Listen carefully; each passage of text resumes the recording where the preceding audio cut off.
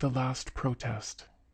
In the last essay, we have followed Greek popular religion to the very threshold of Christianity, till we found not only a soil ready for the seed of Christian metaphysic, but a large number of the plants already in full and exuberant growth.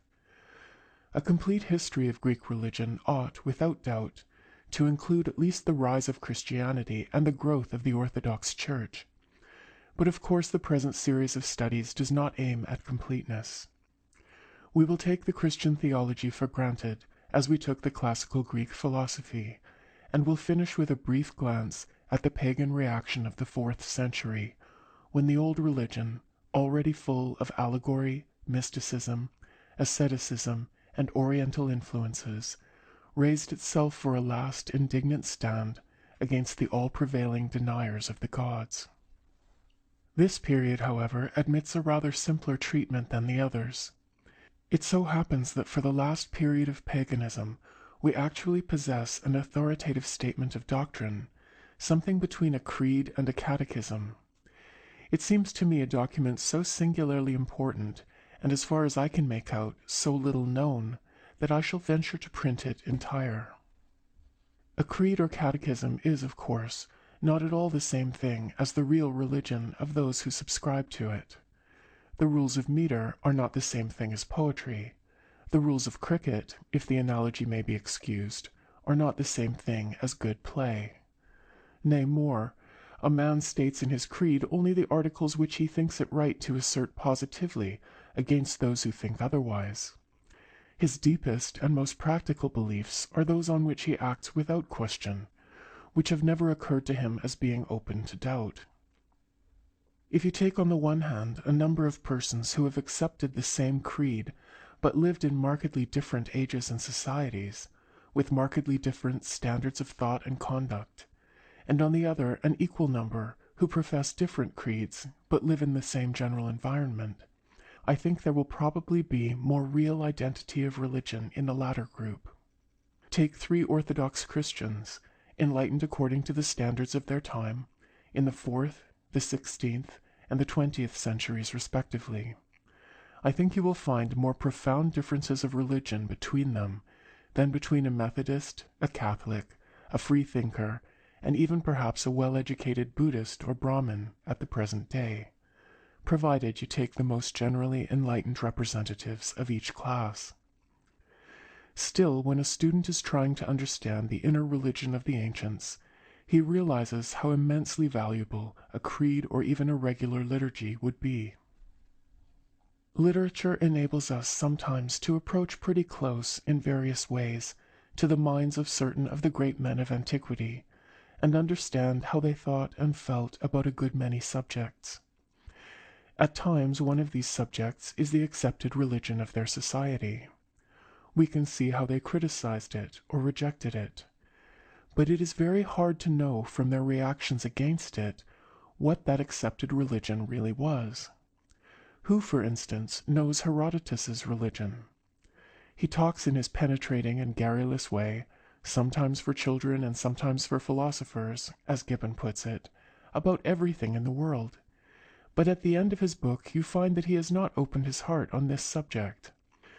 No doubt his profession as a reciter and storyteller prevented him. We can see that Thucydides was skeptical, but can we fully see what his skepticism was directed against, or where, for instance, Nicias would have disagreed with him, and where he and Nicias both agreed against us? We have, of course, the systems of the great philosophers, especially of Plato and Aristotle. Better than either, perhaps, we can make out the religion of Marcus Aurelius. Amid all the harshness and plainness of his literary style, Marcus possessed a gift which has been granted to few, the power of writing down what was in his heart just as it was, not obscured by any consciousness of the presence of witnesses, or any striving after effect.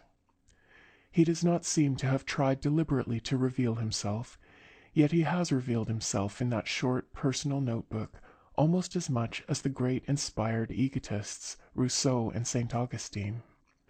True, there are some passages in the book which are unintelligible to us. That is natural in a work which was not meant to be read by the public. broken flames of the white passion that consumed him, bursting through the armor of his habitual accuracy and self-restraint. People fail to understand Marcus, not because of his lack of self-expression, but because it is hard for most men to breathe at that intense height of spiritual life, or at least to breathe soberly. They can do it if they are allowed to abandon themselves to floods of emotion, and to lose self-judgment and self-control. I am often rather surprised at good critics speaking of Marcus as cold. There is as much intensity of feeling in Ta Eis Heao Ton as in most of the nobler modern books of religion. Only there is a sterner power controlling it. The feeling never amounts to complete self-abandonment.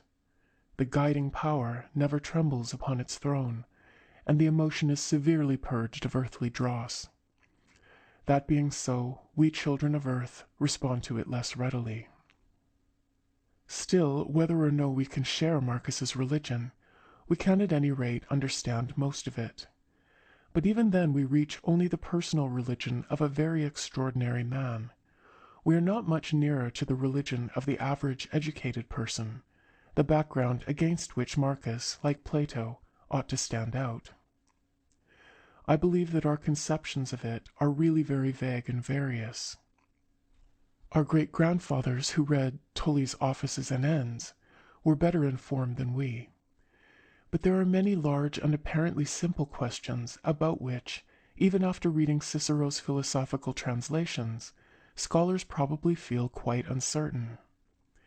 Were the morals of Epictetus or the morals of Part 5 of the Anthology most near to those of real life among respectable persons?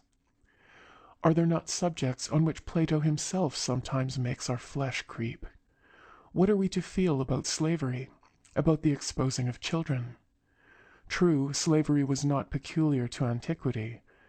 It flourished in a civilized and peculiarly humane people of English blood till a generation ago, and the history of infanticide among the finest modern nations is such as to make one reluctant to throw stones, and even doubtful in which direction to throw them. Still, these great facts and others like them have to be understood, and are rather hard to understand, in their bearing on the religious life of the ancients. Points of minor morals, again, are apt to surprise a reader of ancient literature. We must remember, of course, that they always do surprise one, in every age of history, as soon as its manners are studied in detail. One need not go beyond Salimbene's Chronicle. One need hardly go beyond Macaulay's History or any of the French memoirs to realize that. Was it really an ordinary thing in the 1st century, as Philo seems to say, for gentlemen at dinner parties to black one another's eyes or bite one another's ears off? Or were such practices confined to some smart set? Or was Philo, for his own purposes, using some particular scandalous occurrence as if it was typical? St. Augustine mentions among the virtues of his mother her unusual meekness and tact. Although her husband had a fiery temper, she never had bruises on her face, which made her a rara avis among the matrons of her circle. Her circle, presumably, included Christians as well as pagans and Manichaeans, and Philo's circle can scarcely be considered pagan. Indeed, as for the difference of religion, we should bear in mind that just at the time we are about to consider, the middle of the 4th century, the conduct of the Christians, either to the rest of the world or to one another, was very far from evangelical. Ammianus says that no savage beasts could equal its cruelty. Ammianus was a pagan, but St. Gregory himself says it was like hell. I have expressed elsewhere my own general answer to this puzzle.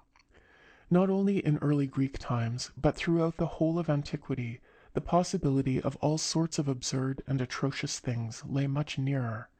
The protective forces of society were much weaker. The strain on personal character, the need for real wisdom and virtue, was much greater than it is at the present day.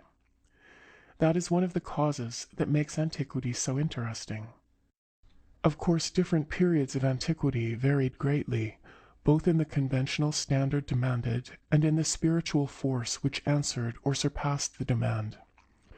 But in general, the strong governments and orderly societies of modern Europe have made it infinitely easier for men of no particular virtue to live a decent life, infinitely easier also for men of no particular reasoning power or scientific knowledge to have a more or less scientific or sane view of the world.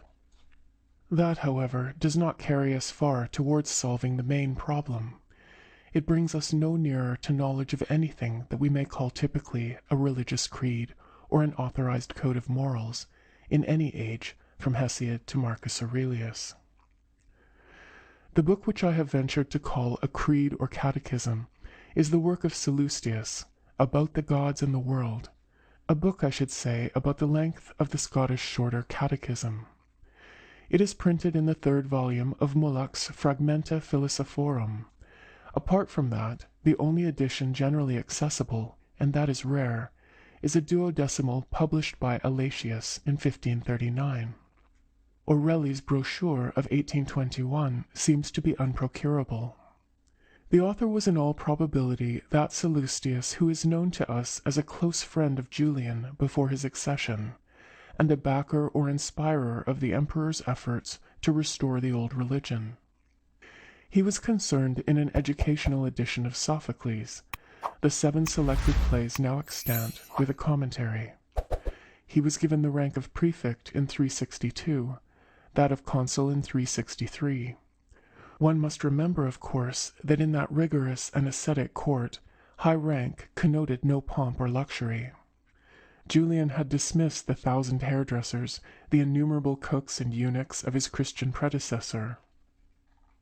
It probably brought with it only an increased obligation to live on pulse, and to do without such pamperings of the body as fine clothes, or warmth, or washing. Julian's 4th oration, a prose hymn to King Sun, Proshelion Basileia, is dedicated to Sallustius. His 8th is a consolation to himself upon the departure of Sallustius. He had been with Julian in the wars in Gaul, and was recalled by the jealousy of the Emperor Constantius. It is a touching and even a noble treatise. The nervous self-distrust which was habitual in Julian makes him write always with a certain affectation, but no one could mistake the real feeling of loss and loneliness that runs through the Consolation. He has lost his comrade in the ranks, and now is Odysseus left alone. So he writes, quoting the Iliad. Sallustius had been carried by God outside the spears and arrows which malignant men were always aiming at you, or rather at me, trying to wound me through you, and believing that the only way to beat me down was by depriving me of the fellowship of my true friend and fellow soldier, the comrade who never flinched from sharing my dangers. One note recurs 4 times. He has lost the one man to whom he could talk as a brother, the man of guileless and clean free speech, who was honest and unafraid, and able to contradict the emperor freely because of their mutual trust. If one thinks of it, Julian, for all his gentleness, must have been an alarming emperor to converse with. His standard of conduct was not only uncomfortably high, it was also a little unaccountable.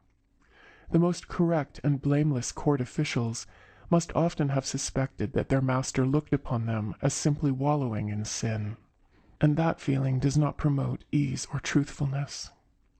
Julian compares his friendship with Sallustius to that of Scipio and Laelius.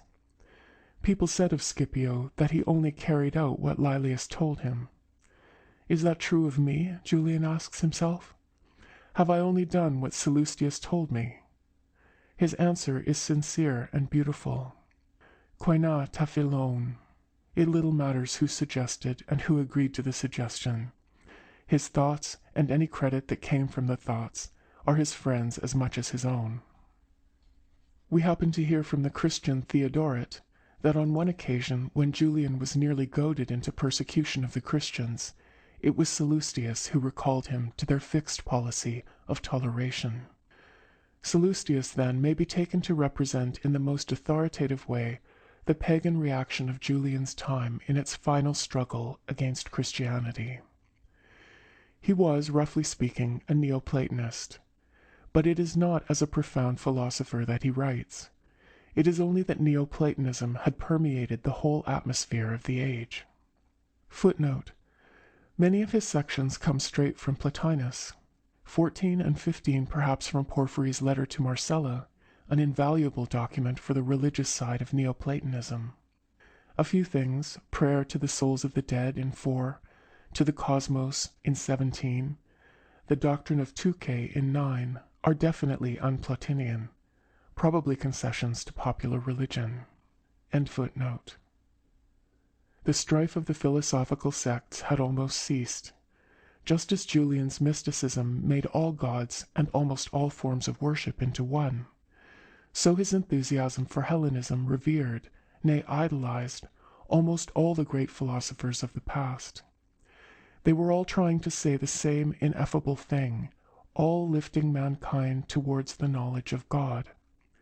I say almost in both cases, for the Christians are outside the pale in one domain, and the Epicureans and a few cynics in the other. Both had committed the cardinal sin, they had denied the gods. They are sometimes lumped together as atheoi. L'athéisme, voilà l'ennemi. This may surprise us at first sight, but the explanation is easy. To Julian, the one great truth that matters is the presence and glory of the gods. No doubt they are all ultimately one. They are dynames, forces, not persons. But for reasons above our comprehension, they are manifest only under conditions of form, time, and personality, and have so been revealed and worshipped and partly known by the great minds of the past. In Julian's mind, the religious emotion itself becomes the thing to live for. Every object that has been touched by that emotion is thereby glorified and made sacred. Every shrine where men have worshipped in truth of heart is thereby a house of God. The worship may be mixed up with all sorts of folly, all sorts of unedifying practice. Such things must be purged away, or still better, must be properly understood. For to the pure all things are pure, and the myths that shock the vulgar are noble allegories to the wise and reverent. Purge religion from dross if you like, but remember that you do so at your peril. One false step, one self-confident rejection of a thing which is merely too high for you to grasp, and you are darkening the sun, casting God out of the world. And that was just what the Christians deliberately did. In many of the early Christian writings, denial is a much greater element than assertion. The beautiful Octavius of Minucius Felix, about AD 130 to 60, is an example. Such denial was, of course, to our judgment, eminently needed, and rendered a great service to the world. But to Julian it seemed impiety. In other Christian writings, the misrepresentation of pagan rites and beliefs is decidedly foul-mouthed and malicious. Quite apart from his personal wrongs and his contempt for the character of Constantius, Julian could have no sympathy for men who overturned altars and heaped blasphemy on old deserted shrines, defilers of every sacred object that was not protected by popularity. The most that such people could expect from him was that they should not be prescribed by law. But meantime, what were the multitudes of the God-fearing to believe? The arm of the state was not very strong or effective. Labor as he might to supply good teaching to all provincial towns, Julian could not hope to educate the poor and ignorant to understand Plato and Marcus Aurelius.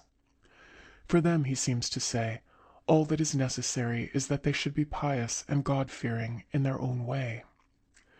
But for more or less educated people, not blankly ignorant, and yet not professed students of philosophy, there might be some simple and authoritative treatise issued, a sort of reasoned creed, to lay down in a convincing manner the outlines of the old Hellenic religion, before the Christians and atheists should have swept all fear of the gods from off the earth.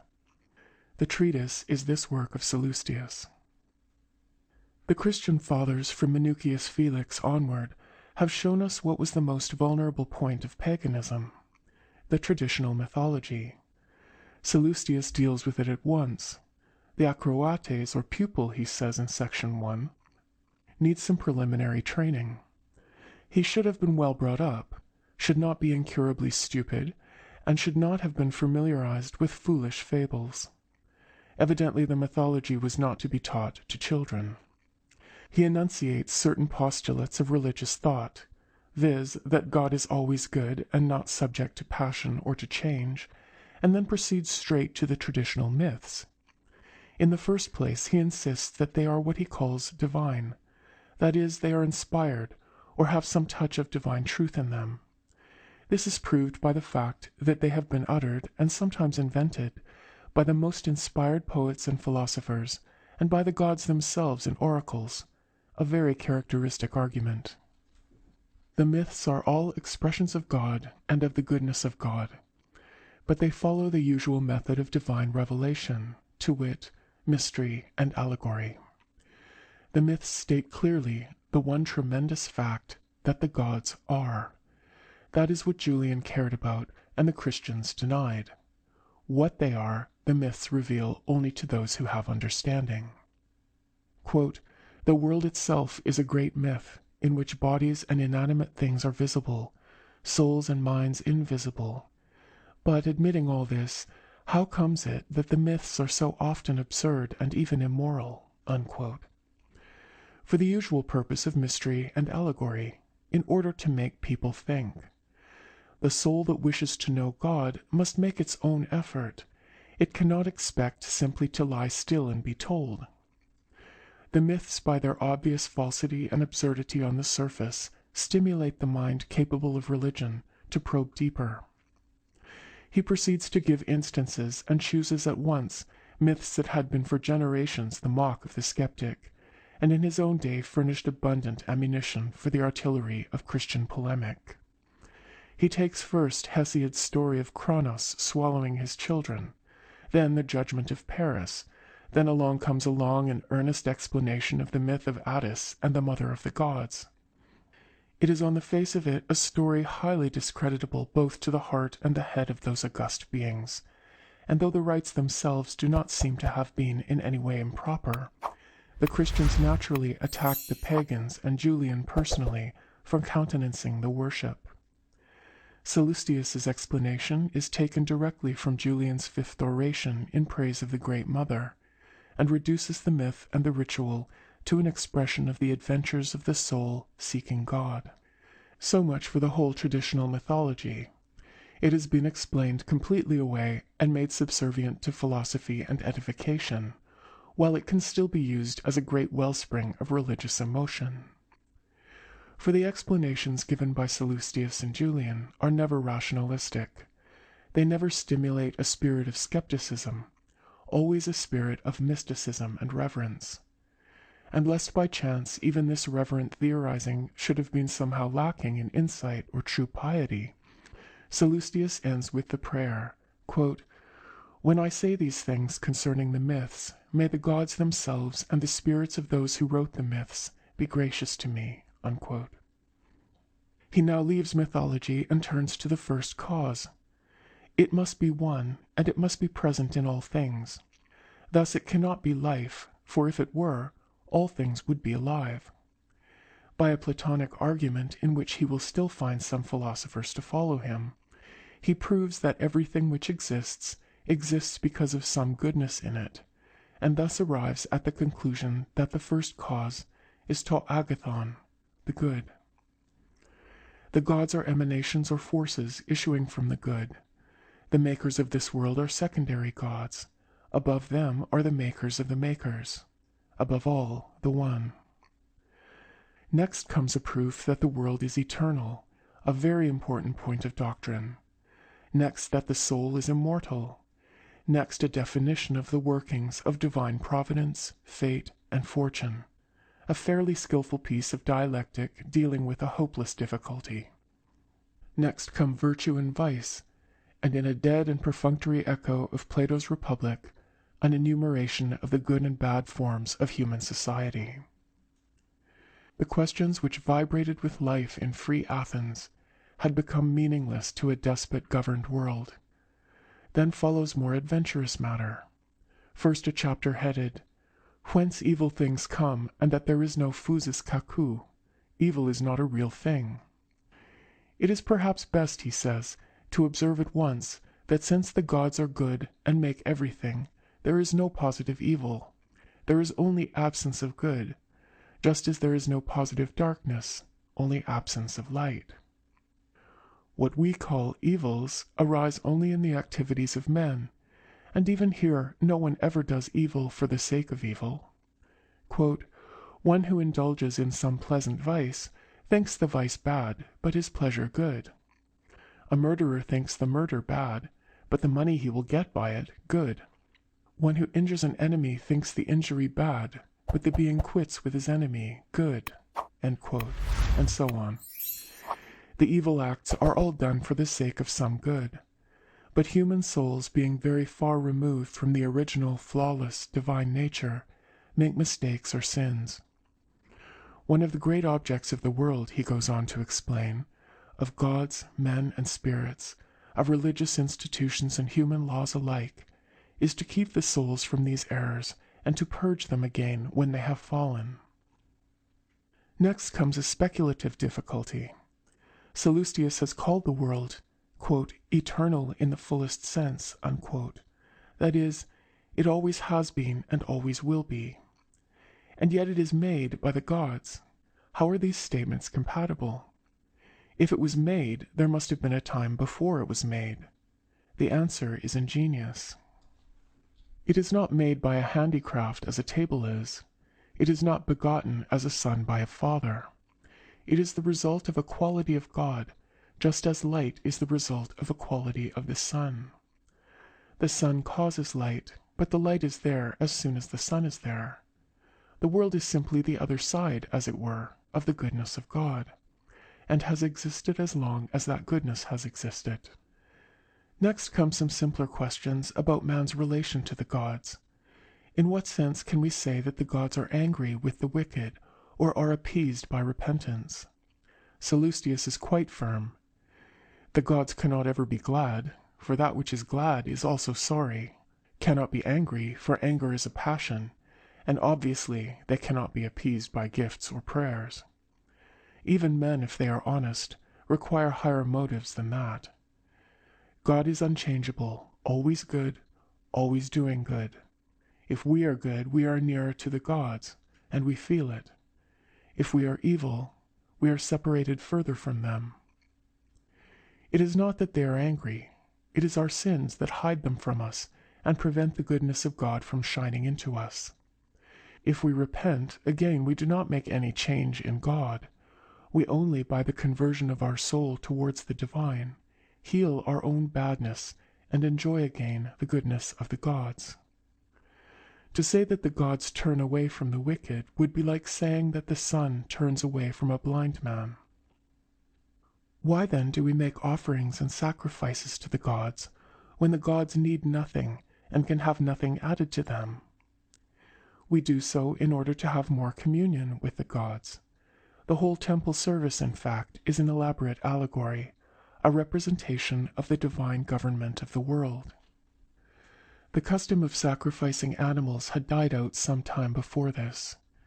The Jews of the dispersion had given it up long since, because the law forbade any such sacrifice outside the temple.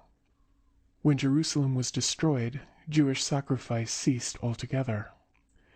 The Christians seem from the beginning to have generally followed the Jewish practice. But sacrifice was in itself not likely to continue in a society of large towns. It meant turning your temples into very ill-conducted slaughterhouses, and was also associated with a great deal of muddled and indiscriminate charity. One might have hoped that men so high-minded and spiritual as Julian and Sallustius would have considered this practice unnecessary, or even have reformed it away. But no, it was part of the genuine Hellenic tradition, and no jot or tittle of that tradition should, if they could help it, be allowed to die. Sacrifice is desirable, argues Sallustius, because it is a gift of life. God has given us life, as he has given us all else. We must therefore pay to him some emblematic tithe of life. Again, prayers in themselves are merely words, but with sacrifice they are words plus life, living words. Lastly, we are life of a sort, and God is life of an infinitely higher sort. To approach him, we need always a medium or a mediator. The medium between life and life must needs be life. We find that life in the sacrificed animal. The argument shows what ingenuity these religious men had at their command, and what trouble they would take to avoid having to face a fact and reform a bad system. There follows a long and rather difficult argument to show that the world is, in itself, eternal. The former discussion on this point had only shown that the gods would not destroy it. This shows that its own nature is indestructible. The arguments are very inconclusive, though clever, and one wonders why the author is at so much pains. Indeed, he is so earnest that at the end of the chapter he finds it necessary to apologize to the cosmos in case his language should have been indiscreet.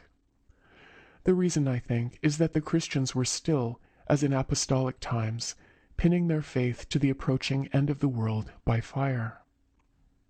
They announced the end of the world is near, and they rejoiced in the prospect of its destruction. History has shown more than once what terrible results can be produced by such beliefs as these in the minds of excitable and suffering populations, especially those of Eastern blood.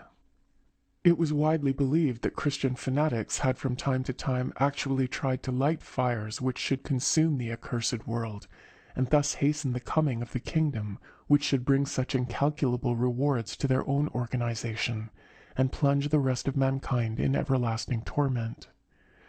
To any respectable pagan, such action was an insane crime, made worse by a diabolical motive. The destruction of the world, therefore, seems to have become a subject of profound irritation, if not actually of terror. At any rate, the doctrine lay at the very heart of the perniciosa superstitio, and Sallustius uses his best dialectic against it. The title of chapter 18 has a somewhat pathetic ring. Why are the atheiae, atheisms or rejections of God, permitted, and that God is not injured thereby? Theos sublaptitae. Quote, if over certain parts of the world there have occurred, and will occur more hereafter, rejections of the gods, a wise man need not be disturbed at that. Unquote. We have always known that the human soul was prone to error. God's providence is there, but we cannot expect all men at all times and places to enjoy it equally. In the human body it is only the eye that sees the light.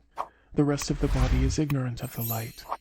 So are many parts of the earth ignorant of God. Very likely also, this rejection of God is a punishment. Persons who in a previous life have known the gods but disregarded them, are perhaps now born as it were blind, unable to see God. Persons who have committed the blasphemy of worshipping their own kings as gods may perhaps now be cast out from the knowledge of God. Philosophy had always rejected the man-god, especially in the form of king worship, but opposition to Christianity no doubt intensifies the protest. The last chapter is very short. Quote, souls that have lived in virtue, being otherwise blessed, and especially separated from their irrational part, and purged of all body, are joined with the gods, and sway the whole world together with them. Unquote. So far triumphant faith. Then the afterthought of the brave man who means to live his best life, even if faith fail him.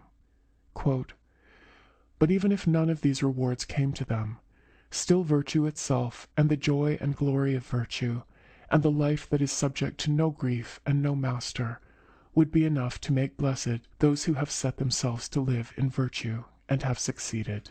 End quote. There the book ends. It ends upon that well-worn paradox which from the second book of the Republic onwards seems to have brought so much comfort to the nobler spirits of the ancient world. Strange how we moderns cannot rise to it. We seem simply to lack the intensity of moral enthusiasm. When we speak of martyrs being happy on the rack, in the first place we rarely believe it, and in the second we are usually supposing that the rack will soon be over, and that harps and golden crowns will presently follow. The ancient moralist believed that the good man was happy then and there, because the joy, being in his soul, was not affected by the torture of his body. Not being able fully to feel this conviction, we naturally incline to think it affected or unreal. But taking the conditions of the ancient world into account, we must admit that the men who uttered this belief at least understood, better than most of us, what suffering was. Many of them were slaves. Many had been captives of war. They knew what they were talking about. I think on a careful study of Marcus Aurelius, Epictetus, and some of these Neoplatonic philosophers, that we shall be forced to realize that these men could rise to much the same heights of religious heroism as the Catholic saints of the Middle Age, and that they often did so, if I may use such a phrase, on a purer and thinner diet of sensuous emotion, with less wallowing in the dust and less delirium. Be that as it may, we have now seen in outline the kind of religion which ancient paganism had become at the time of its final reaction against Christianity. It is a more or less intelligible whole, and succeeds better than most religions in combining two great appeals. It appeals to the philosopher and the thoughtful man as a fairly complete and rational system of thought, which speculative and enlightened minds in any age might believe without disgrace. I do not mean that it is probably true. To me, all these overpowering optimisms, which by means of a few untested a priori postulates affect triumphantly to disprove the most obvious facts of life, seem very soon to become meaningless. I conceive it to be no comfort at all to a man suffering agonies of frostbite to be told by science that cold is merely negative and does not exist. So far as the statement is true, it is irrelevant. So far as it pretends to be relevant, it is false. I only mean that a system like that of Sallustius is, judged by any standard, high, civilized, and enlightened. At the same time, this religion appeals to the ignorant and the humble-minded. It takes from the pious villager no single object of worship that has turned his thoughts heavenwards. It may explain and purge. It never condemns or ridicules. In its own eyes, that was its great glory. In the eyes of history, perhaps, its most fatal weakness. Christianity, apart from its positive doctrines, had inherited from Judaism the noble courage of its disbeliefs. To compare this paganism in detail with its great rival would be, even if I possessed the necessary learning, a laborious and unsatisfactory task. But if a student with very imperfect knowledge may venture a personal opinion on this obscure subject, it seems to me that we often look at such problems from a wrong angle. Harnack somewhere, in discussing the comparative success or failure of various early Christian sects, makes the illuminating remark that the main determining cause in each case was not their comparative reasonableness of doctrine or skill in controversy, for they practically never converted one another, but simply the comparative increase or decrease of the birth rate in the respective populations. On somewhat similar lines, it always appears to me that, historically speaking, the character of Christianity in these early centuries is to be sought not so much in the doctrines which it professed, nearly all of which had their roots and their close parallels in older Hellenic or Hebrew thought, but in the organization on which it rested. For my own part, when I try to understand Christianity as a mass of doctrines, Gnostic, Trinitarian, Monophysite, Arian, and the rest, I get no further. When I try to realize it as a sort of semi-secret society for mutual help with a mystical religious basis, resting first on the proletariats of Antioch and the great commercial and manufacturing towns of the Levant, then spreading by instinctive sympathy to similar classes in Rome and the West, and rising in influence like certain other mystical cults by the special appeal it made to women, the various historical puzzles begin to fall into place. Among other things, this explains the strange subterranean power by which the Emperor Diocletian was baffled, and to which the pretender Constantine had to capitulate. It explains its humanity, its intense feeling of brotherhood within its own bounds, its incessant care for the poor, and also its comparative indifference to the virtues which are specially incumbent on a governing class, such as statesmanship, moderation, truthfulness, active courage, learning, culture, and public spirit. Of course, such indifference was only comparative. After the time of Constantine, the governing classes come into the fold, bringing with them their normal qualities, and thereafter it is paganism, not Christianity, that must uphold the flag of a desperate fidelity in the face of a hostile world, a task to which, naturally enough, paganism was not equal. But I never wished to pit the two systems against one another. The battle is over, and it is poor work to jeer at the wounded and the dead. If we read the literature of the time, especially some records of the martyrs under Diocletian, we shall at first perhaps imagine that, apart from some startling exceptions, the conquered party were all vicious and hateful, the conquerors all wise and saintly. Then looking a little deeper, we shall see that this great controversy does not stand altogether by itself. As in other wars, each side had its wise men and its foolish, its good men and its evil. Like other conquerors, these conquerors were often treacherous and brutal. Like other vanquished, these vanquished have been tried at the bar of history without benefit of counsel, have been condemned in their absence, and died with their lips sealed.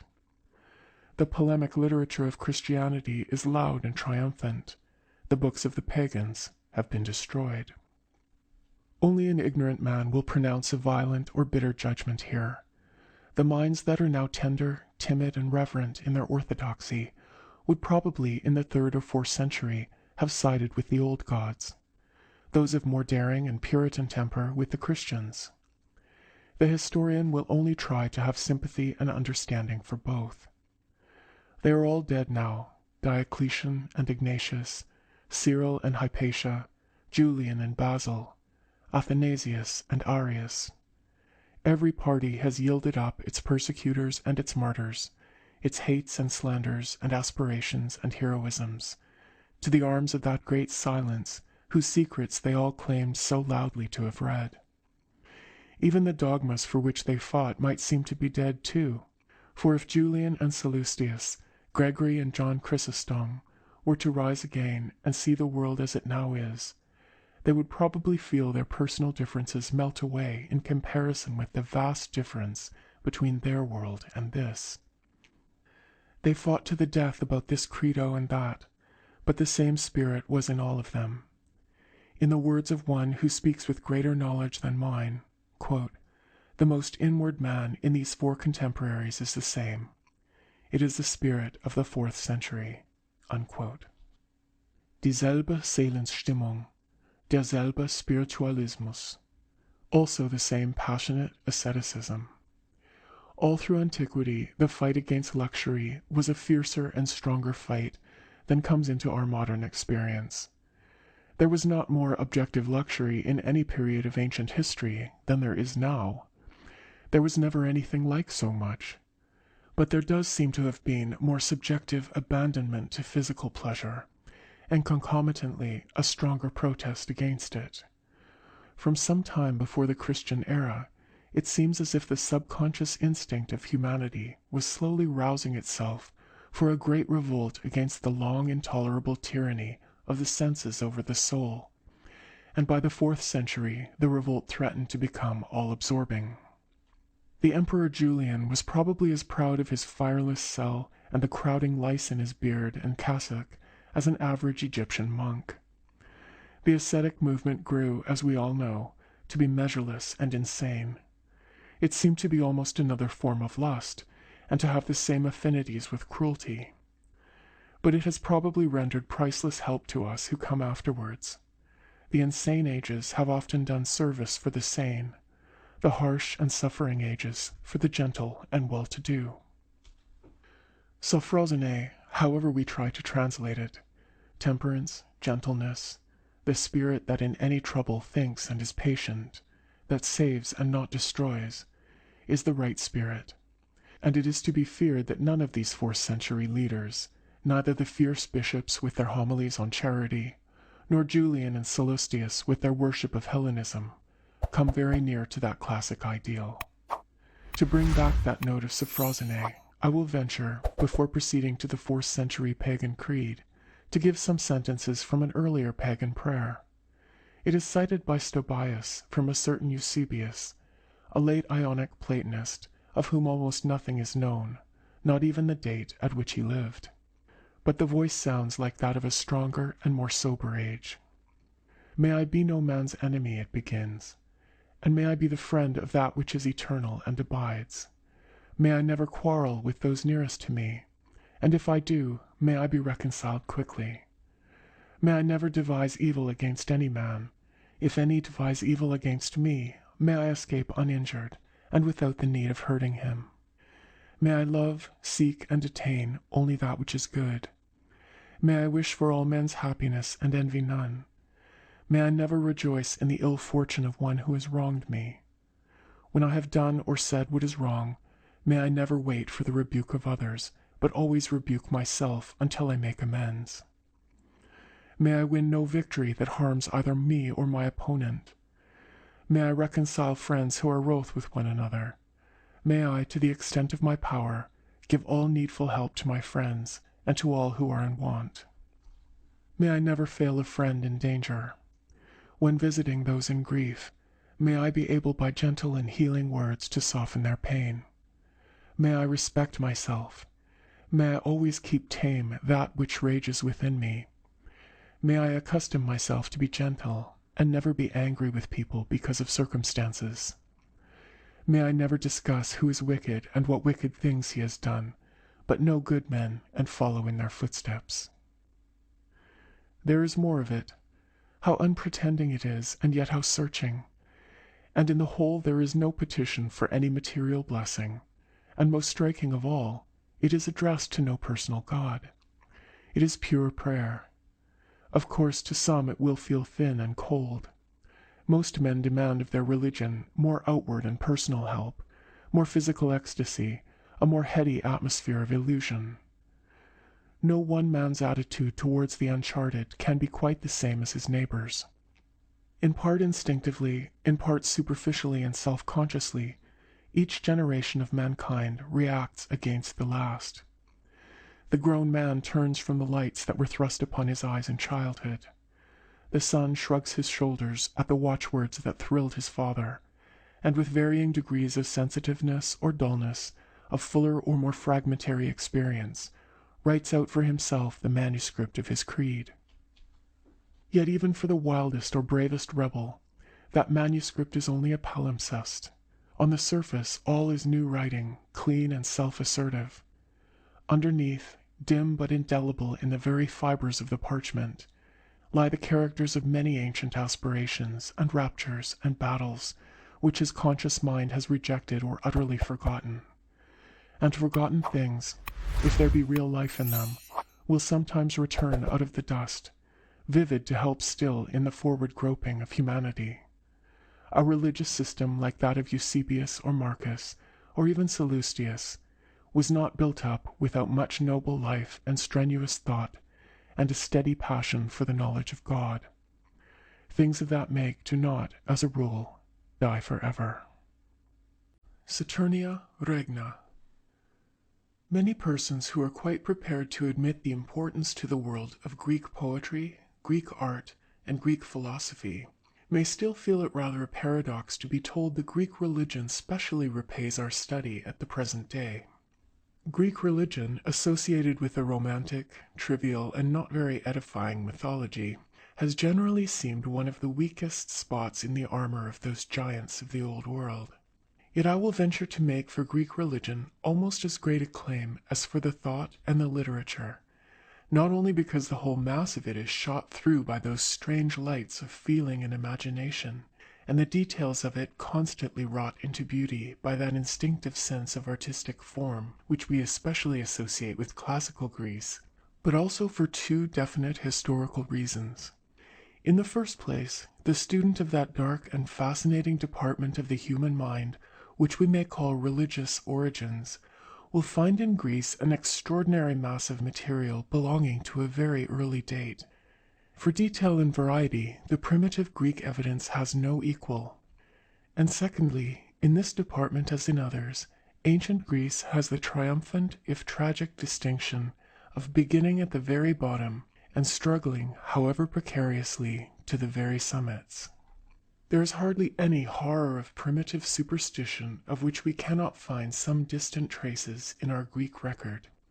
There is hardly any height of spiritual thought attained in the world that has not its archetype or its echo in the stretch of Greek literature that lies between Thales and Plotinus, embracing much of the wisdom teachers and of St. Paul.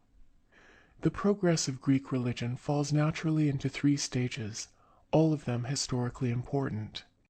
First, there is the primitive euatheia, or age of ignorance, before Zeus came to trouble men's minds, a stage to which our anthropologists and explorers have found parallels in every part of the world. Dr. Preuss applies to it the charming word Urdummheit, or primal stupidity, in some ways characteristically Greek. In others it is so typical of similar stages of thought elsewhere that one is tempted to regard it as the normal beginning of all religion, or almost as the normal raw material out of which religion is made. There is certainly some repulsiveness, but I confess that to me there is also an element of fascination in the study of these, quote, beastly devices of the heathen, unquote, at any rate as they appear in early Greece, where each single beastly device, as it passes, is somehow touched with beauty and transformed by some spirit of upward striving. Secondly, there is the Olympian or classical stage, a stage in which, for good or ill, blunderingly or successfully, this primitive vagueness was reduced to a kind of order. This is the stage of the great Olympian gods who dominated art and poetry, ruled the imagination of Rome, and extended a kind of romantic dominion even over the Middle Ages. It is the stage that we learn or mislearn from the statues and handbooks of mythology. Critics have said that this Olympian stage has value only as art and not as religion. That is just one of the points into which we shall inquire. Thirdly, there is the Hellenistic period, reaching roughly from Plato to St. Paul and the earlier Gnostics. The first edition of this book treated the whole period as one, but I have now divided it by writing a new chapter on the movements of the 4th century BC and making that my third stage. This was the time when the Greek mind, still in its full creative vigor, made its first response to the twofold failure of the world in which it had put its faith, the open bankruptcy of the Olympian religion and the collapse of the city-state. Both had failed, and each tried vainly to supply the place of the other. Greece responded by the creation of two permanent types of philosophy which have influenced human ethics ever since: the Cynic and Stoic schools on the one hand, and the Epicurean on the other. These schools belong properly, I think, to the history of religion. The successors of Aristotle produced rather a school of progressive science, those of Plato a school of refined skepticism. The religious side of Plato's thought was not revealed in its full power till the time of Plotinus in the 3rd century A.D. That of Aristotle, one might say without undue paradox, not till its exposition by Aquinas in the 13th. The old third stage, therefore, becomes now a fourth, comprising the later and more popular movements of the Hellenistic age, a period based on the consciousness of manifold failure, and consequently touched both with morbidity and with that spiritual exaltation which is so often the companion of morbidity. It not only had behind it the failure of the Olympian theology and of the free city-state, now crushed by semi-barbarous military monarchies, it lived through the gradual realization of two other failures: the failure of human government, even when backed by the power of Rome or the wealth of Egypt, to achieve a good life for man, and lastly the failure of the great propaganda of Hellenism, in which the long-drawn effort of Greece to educate a corrupt and barbaric world seemed only to lead to the corruption or barbarization of the very ideals which it sought to spread. This sense of failure, this progressive loss of hope in the world, in sober calculation, and in organized human effort, threw the later Greek back upon his own soul, upon the pursuit of personal holiness, upon emotions, mysteries, and revelations, upon the comparative neglect of this transitory and imperfect world for the sake of some dream world far off, which shall subsist without sin or corruption, the same yesterday, today, and forever. These four are the really significant and formative periods of Greek religious thought. But we may well cast our eyes also on a fifth stage, not historically influential perhaps, but at least romantic and interesting, and worthy of considerable respect, when the old religion, in the time of Julian, roused itself for a last spiritual protest against the all-conquering atheism of the Christians. I omit Plotinus, as in earlier chapters I have omitted Plato and Aristotle, and for the same reason. As a rule, in the writings of Julian's circle, and still more in the remains of popular belief, the tendencies of our fourth stage are accentuated by an increased demand for definite dogma and a still deeper consciousness of worldly defeat. I shall not start with any definition of religion. Religion, like poetry and most other living things, cannot be defined. But one may perhaps give some description of it, or at least some characteristic marks. In the first place, religion essentially deals with the uncharted region of human experience. A large part of human life has been thoroughly surveyed and explored. We understand the causes at work, and we are not bewildered by the problems. That is the domain of positive knowledge. But all round us, on every side, there is an uncharted region, just fragments of the fringe of it explored, and those imperfectly. It is with this that religion deals. And secondly, we may note that religion deals with its own province not tentatively by the normal methods of patient intellectual research, but directly and by methods of emotion or subconscious apprehension. Agriculture, for instance, used to be entirely a question of religion. Now it is almost entirely a question of science. In antiquity, if a field was barren, the owner of it would probably assume that the barrenness was due to pollution or offense somewhere. He would run through all his own possible offenses, or at any rate choose those of his neighbors and ancestors, and when he eventually decided the cause of the trouble, the steps that he would take would all be of a kind calculated not to affect the chemical constitution of the soil, but to satisfy his own emotions of guilt and terror, or the imaginary emotions of the imaginary being he had offended. A modern man in the same predicament would probably not think of religion at all, at any rate in the earlier stages. He would say it was a case for deeper ploughing, or for basic slag. Later on, if disaster followed disaster till he began to feel himself a marked man, even the average modern would, I think, begin instinctively to reflect upon his sins. A third characteristic flows from the first. The uncharted region surrounds us on every side and is apparently infinite. Consequently, when once the things of the uncharted region are admitted as factors in our ordinary conduct of life, they are apt to be infinite factors, overruling and swamping all others. The thing that religion forbids is a thing never to be done. Not all the inducements that this life can offer weigh at all in the balance. Indeed, there is no balance. The man who makes terms with his conscience is essentially non-religious. The religious man knows that it will profit him nothing if he gain all this finite world and lose his stake in the infinite and eternal. Footnote 1. Professor Emil Durkheim, in his famous analysis of the religious emotions, argues that when a man feels the belief and the command as something coming from without, superior, authoritative, of infinite import, it is because religion is the work of the tribe, and as such superior to the individual. The voice of God is the imagined voice of the whole tribe, heard or imagined by him who is going to break its laws. I have some difficulty about the psychology implied in this doctrine. Surely the apparent externality of the religious command seems to belong to a fairly common type of experience, in which the personality is divided, so that first one part of it and then another emerges into consciousness. If you forget an engagement, sometimes your peace is disturbed for quite a long time by a vague external annoyance or condemnation, which at last grows to be a distinct judgment. Heavens, I ought to be at the committee on so-and-so. But apart from this criticism, there is obviously much historical truth in Professor Durkheim's theory, and it is not so different as it seems at first sight from the ordinary beliefs of religious men. The tribe to primitive man is not a mere group of human beings, it is his whole world. The savage who is breaking the laws of his tribe has all his world, totems, taboos, earth, sky, and all, against him.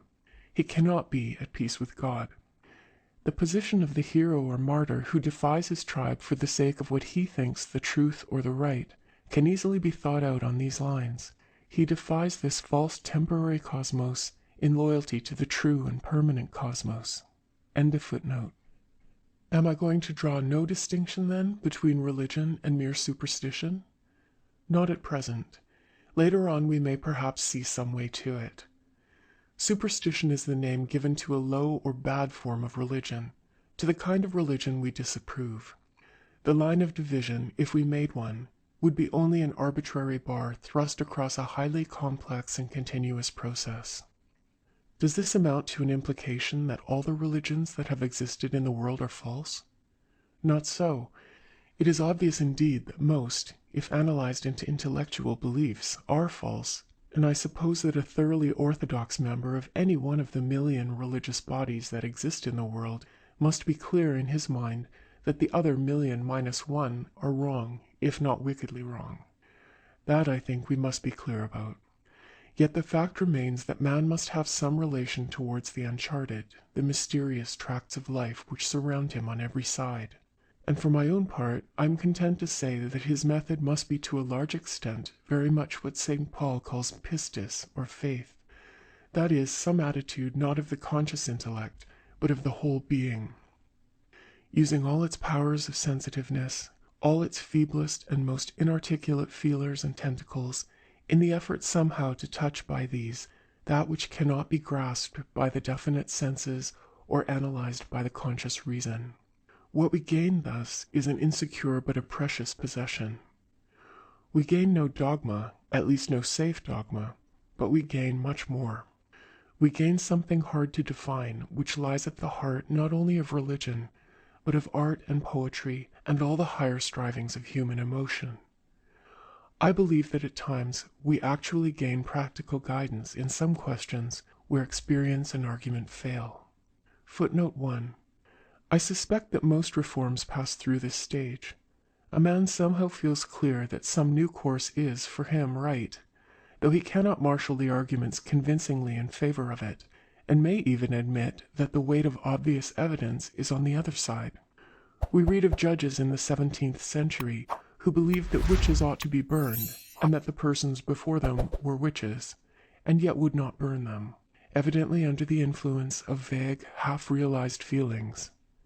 I know a vegetarian who thinks that as far as he can see, carnivorous habits are not bad for human health and actually tend to increase the happiness of the species of animals eaten, as the adoption of Swift's modest proposal would doubtless relieve the economic troubles of the human race, and yet feels clear that for him the ordinary flesh meal, or quote, feasting on corpses, unquote, would partake of the nature of sin.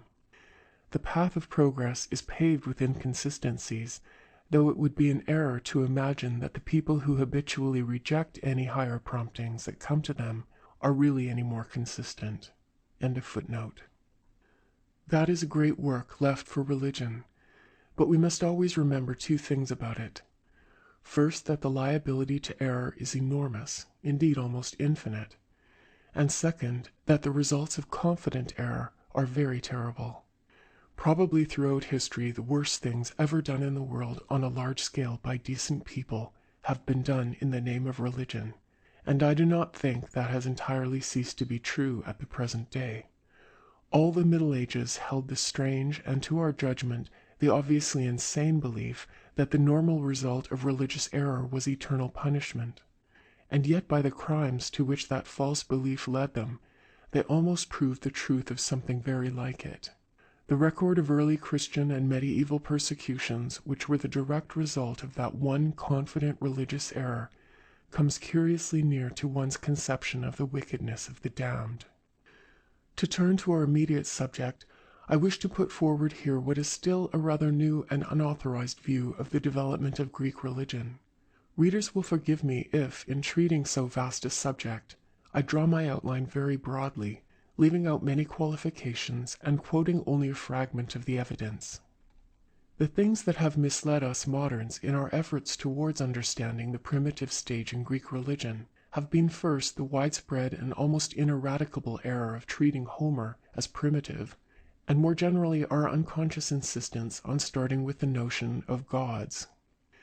Mr. Hartland, in his address as president of one of the sections of the recent International Congress of Religions at Oxford, dwelt on the significant fact about savage religions that wherever the word God is used, our trustiest witnesses tend to contradict one another. Among the best observers of the Arunta tribes, for instance, some hold that they have no conception of God, others that they are constantly thinking about God. The truth is that this idea of a God far away in the sky, I do not say merely a first cause who is without body parts or passions, but almost any being that we should naturally call a god, is an idea not easy for primitive man to grasp. It is a subtle and rarefied idea, saturated with ages of philosophy and speculation, and we must always remember that one of the chief religions of the world, Buddhism, has risen to great moral and intellectual heights without using the conception of God at all. In his stead it has Dharma, the eternal law.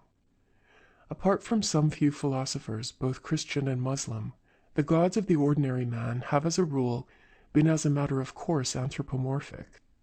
Men did not take the trouble to try to conceive them otherwise.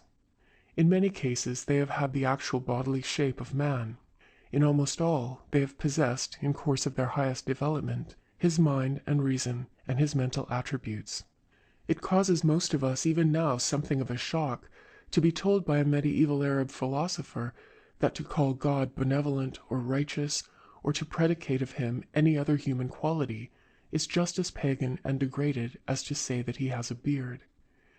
Now the Greek gods seem at first sight quite particularly solid and anthropomorphic.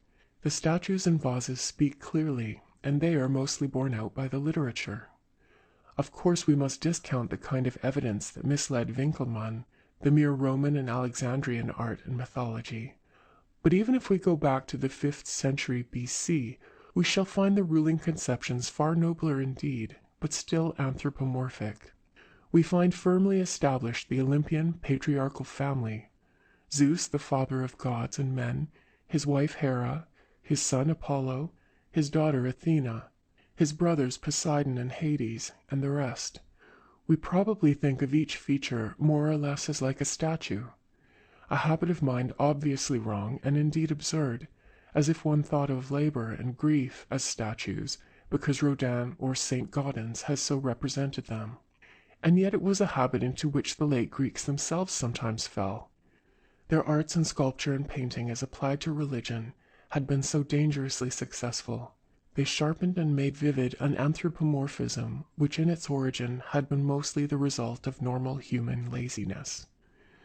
The process of making winds and rivers into anthropomorphic gods is for the most part not the result of using the imagination with special vigor. It is the result of not doing so.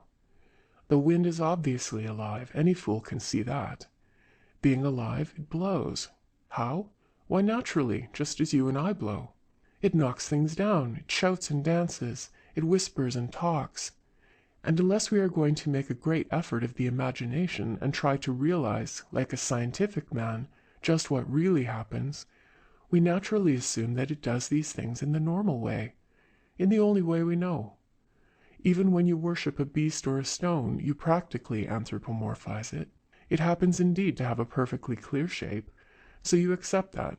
But it talks, acts, and fights just like a man, as you can see from the Australian folk tales published by Mrs. Langlow Parker, because you do not take the trouble to think out any other way of behaving. This kind of anthropomorphism, or as Mr. Gladstone used to call it, anthropophuism, humanity of nature, is primitive and inevitable. The sharp-cut statue type of God is different, and is due in Greece directly to the work of the artists. We must get back behind these gods of the artist's workshop and the romance maker's imagination, and see if the religious thinkers of the great period use or imply the same highly human conceptions. We shall find Parmenides telling us that God coincides with the universe, which is a sphere and immovable. Heraclitus that God is day-night, summer-winter, war-peace, satiety-hunger. Xenophanes that God is all-seeing, all-hearing, and all-mind. And as for his supposed human shape, Why, if bulls and lions were to speak about God, they would doubtless tell us that he was a bull or a lion. We must notice the instinctive language of the poets, using the word theos in many subtle senses for which our word God is too stiff, too personal, and too anthropomorphic. To eutukein, the fact of success, is a god and more than a god. To gignoskein philus, the thrill of recognizing a friend after long absence, is a god. Wine is a god, whose body is poured out in libation to gods. And in the unwritten law of the human conscience, a great God liveth and groweth not old. You will say that is mere poetry or philosophy. It represents a particular theory or a particular metaphor. I think not. Language of this sort is used widely and without any explanation or apology. It was evidently understood and felt to be natural by the audience. If it is metaphorical, all metaphors have grown from the soil of current thought and normal experience. And without going into the point at length, I think we may safely conclude that the soil from which such language as this grew was not any system of clear-cut personal anthropomorphic theology. No doubt any of these poets, if he had to make a picture of one of these utterly formless gods, would have given him a human form. That was the recognized symbol, as a veiled woman is St. Gaudens's symbol for grief. But we have other evidence too, which shows abundantly that these Olympian gods are not primary, but are imposed upon a background strangely unlike themselves. For a long time their luminous figures dazzled our eyes. We were not able to see the half-lit regions behind them, the dark primeval tangle of desires and fears and dreams from which they drew their vitality. The surest test to apply in this question is the evidence of actual cult. Miss Harrison has here shown us the right method, and following her we will begin with the three great festivals of Athens, the Diasia, the Thesmophoria, and the Anthesteria. The Diasia was said to be the chief festival of Zeus, the central figure of the Olympians, although our authorities generally add an epithet to him, and call him Zeus Mylikios, Zeus of placation. A god with an epithet is always suspicious, like a human being with an alias.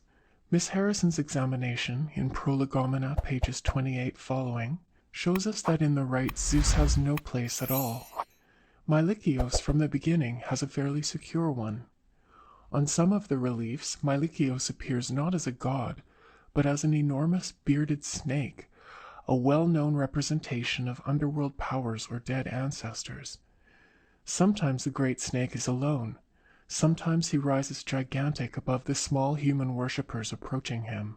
And then, in certain reliefs, his old barbaric presence vanishes, and we have instead a benevolent and human father of gods and men, trying, as Miss Harrison somewhere expresses it, to look as if he had been there all the time. There was a sacrifice at the Diasia, but it was not a sacrifice given to Zeus. To Zeus and all the heavenly gods, men gave sacrifice in the form of a feast, in which the god had his portion and the worshippers theirs. The two parties cemented their friendship and feasted happily together. But the sacrifice at the Diasia was a holocaust. Every shred of the victim was burnt to ashes, that no man might partake of it. We know quite well the meaning of that form of sacrifice. It is a sacrifice to placate or appease the powers below, the chthonioi, the dead and the lords of death. It was performed, as our authorities tell us, metastugnotetos, with shuddering or repulsion. The Diasia was a ritual of placation, that is, of casting away various elements of pollution or danger, and appeasing the unknown wraths of the surrounding darkness. The nearest approach to a god contained in this festival is Mylikios, and Mylikios, as we shall see later, belongs to a particular class of shadowy beings who are built up out of ritual services. His name means he of appeasement, and he is nothing else. He is merely the personified shadow or dream generated by the emotion of the ritual. Very much, to take a familiar instance, as Father Christmas is a projection of our Christmas customs. The Thesmophoria formed the great festival of Demeter and her daughter Kore, though here again Demeter appears with a clinging epithet, Thesmophoros. We know pretty clearly the whole course of the ritual. There is the carrying by women of certain magic charms, fir cones and snakes and unnameable objects made of paste to ensure fertility. There's a sacrifice of pigs who were thrown into a deep cleft of the earth, and their remains afterwards collected and scattered as a charm over the fields. There is more magic ritual, more carrying of sacred objects, a fast followed by a rejoicing, a disappearance of life below the earth, and a rising again of life above it. But it is hard to find definite traces of any personal goddess. The Olympian Demeter and Persephone dwindle away as we look closer, and we are left with the shadow Thesmophoros, she who carries Thesmoi.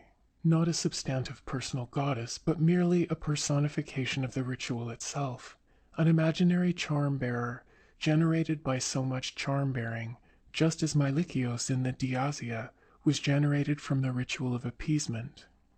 Now the Diasia were dominated by a sacred snake. Is there any similar divine animal in the Thesmophoria? Alas, yes.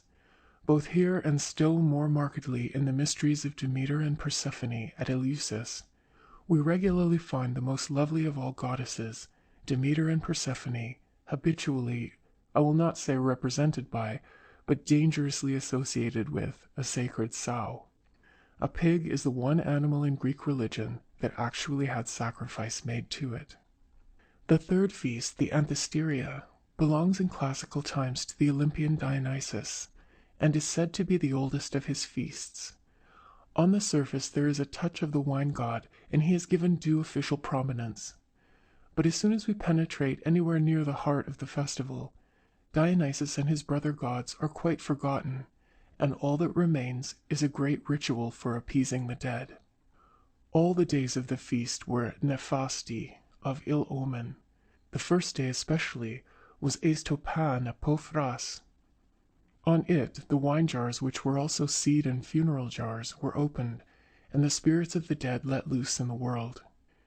Nameless and innumerable, the ghosts are summoned out of their tombs, and are duly feasted, each man summoning his own ghosts to his own house, and carefully abstaining from any act that would affect his neighbors. And then, when they are properly appeased and made gentle, they are swept back again out of this world to the place where they properly belong, and the streets and houses clean from the presence of death. There is one central stage indeed in which Dionysus does seem to appear, and he appears in a very significant way to conduct a sacred marriage. For why do you suppose the dead are summoned at all?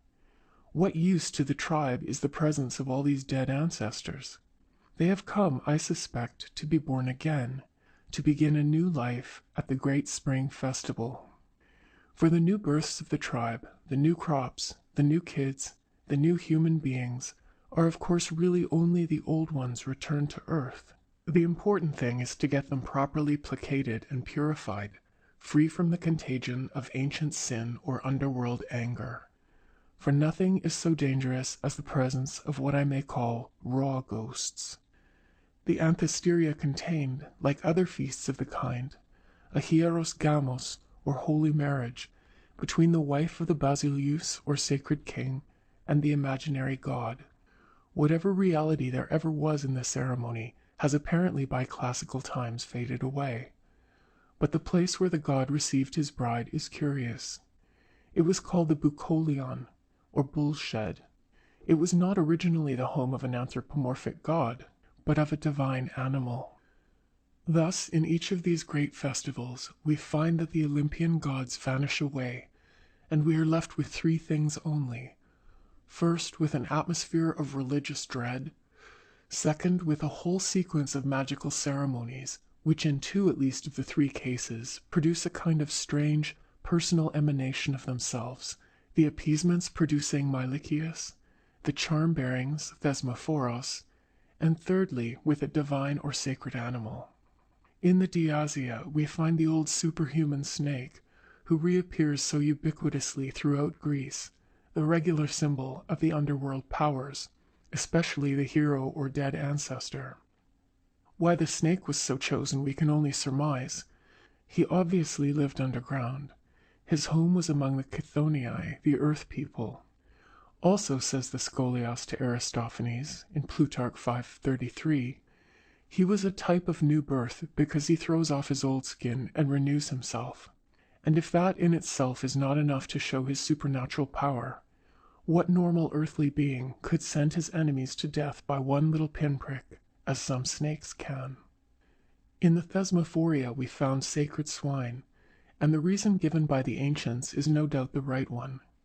The sow is sacred because of its fertility, and possibly, as practical people we should add, because of its cheapness. Swine was always prominent in Greek agricultural rites. And the bull? Well, we modern town dwellers have almost forgotten what a real bull is like. For so many centuries we have tamed him and penned him in, and utterly deposed him from his place as lord of the forest. The bull was the chief of magic or sacred animals in Greece, chief because of his enormous strength, his size, his rage, in fine, as anthropologists call it, his mana, that primitive word which comprises force, vitality, prestige, holiness, and power of magic, and which may belong equally to a lion, a chief, a medicine man, or a battle axe. Now, in the art and the handbooks, these sacred animals have all been adopted into the Olympian system. They appear regularly as the attributes of particular gods. Zeus is merely accompanied by a snake, an eagle, a bull, or at worst assumes for his private purposes the forms of those animals. The cow and the cuckoo are sacred to Hera, the owl and the snake to Athena, the dolphin, the crow, the lizard, the bull to Apollo. Dionysus, always like a wilder and less middle-aged Zeus, appears freely as a snake, bull, he-goat, and lion. Allowing for some isolated exceptions, the safest rule in all these cases is that the attribute is original and the god is added. It comes out very clearly in the case of the snake and the bull. The tremendous mana of the wild bull indeed occupies almost half the stage of pre-Olympian ritual. The religion unearthed by Dr. Evans in Crete is permeated by the bull of Minos. The heads and horns are in almost every sacred room and on every altar. Centers in the holy blood that flows from the neck of a captive and dying bull. Down into classical times, bull's blood was a sacred thing, which it was dangerous to touch and death to taste. To drink a cup of it was the most heroic form of suicide. The sacrificial bull at Delphi was called Hosioter. He was not merely Hosios, holy, he was Hosioter, the sanctifier, he who maketh holy. It was by contact with him that holiness was spread to others. On a coin and a vase cited by Miss Harrison, we have a bull entering a holy cave and a bull standing in a shrine. We have holy pillars whose holiness consists in the fact that they have been touched with the blood of a bull. We have a long record of bull ritual at Magnesia, in which Zeus, though he makes a kind of external claim to be lord of the feast, dare not claim that the bull is sacrificed to him.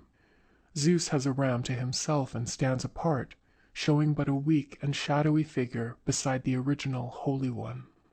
We have immense masses of evidence about the religion of Mithras, at one time the most serious rival of Christianity, which saw its hope and its salvation in the blood of a divine bull. Now, what is the origin of this conception of the sacred animal?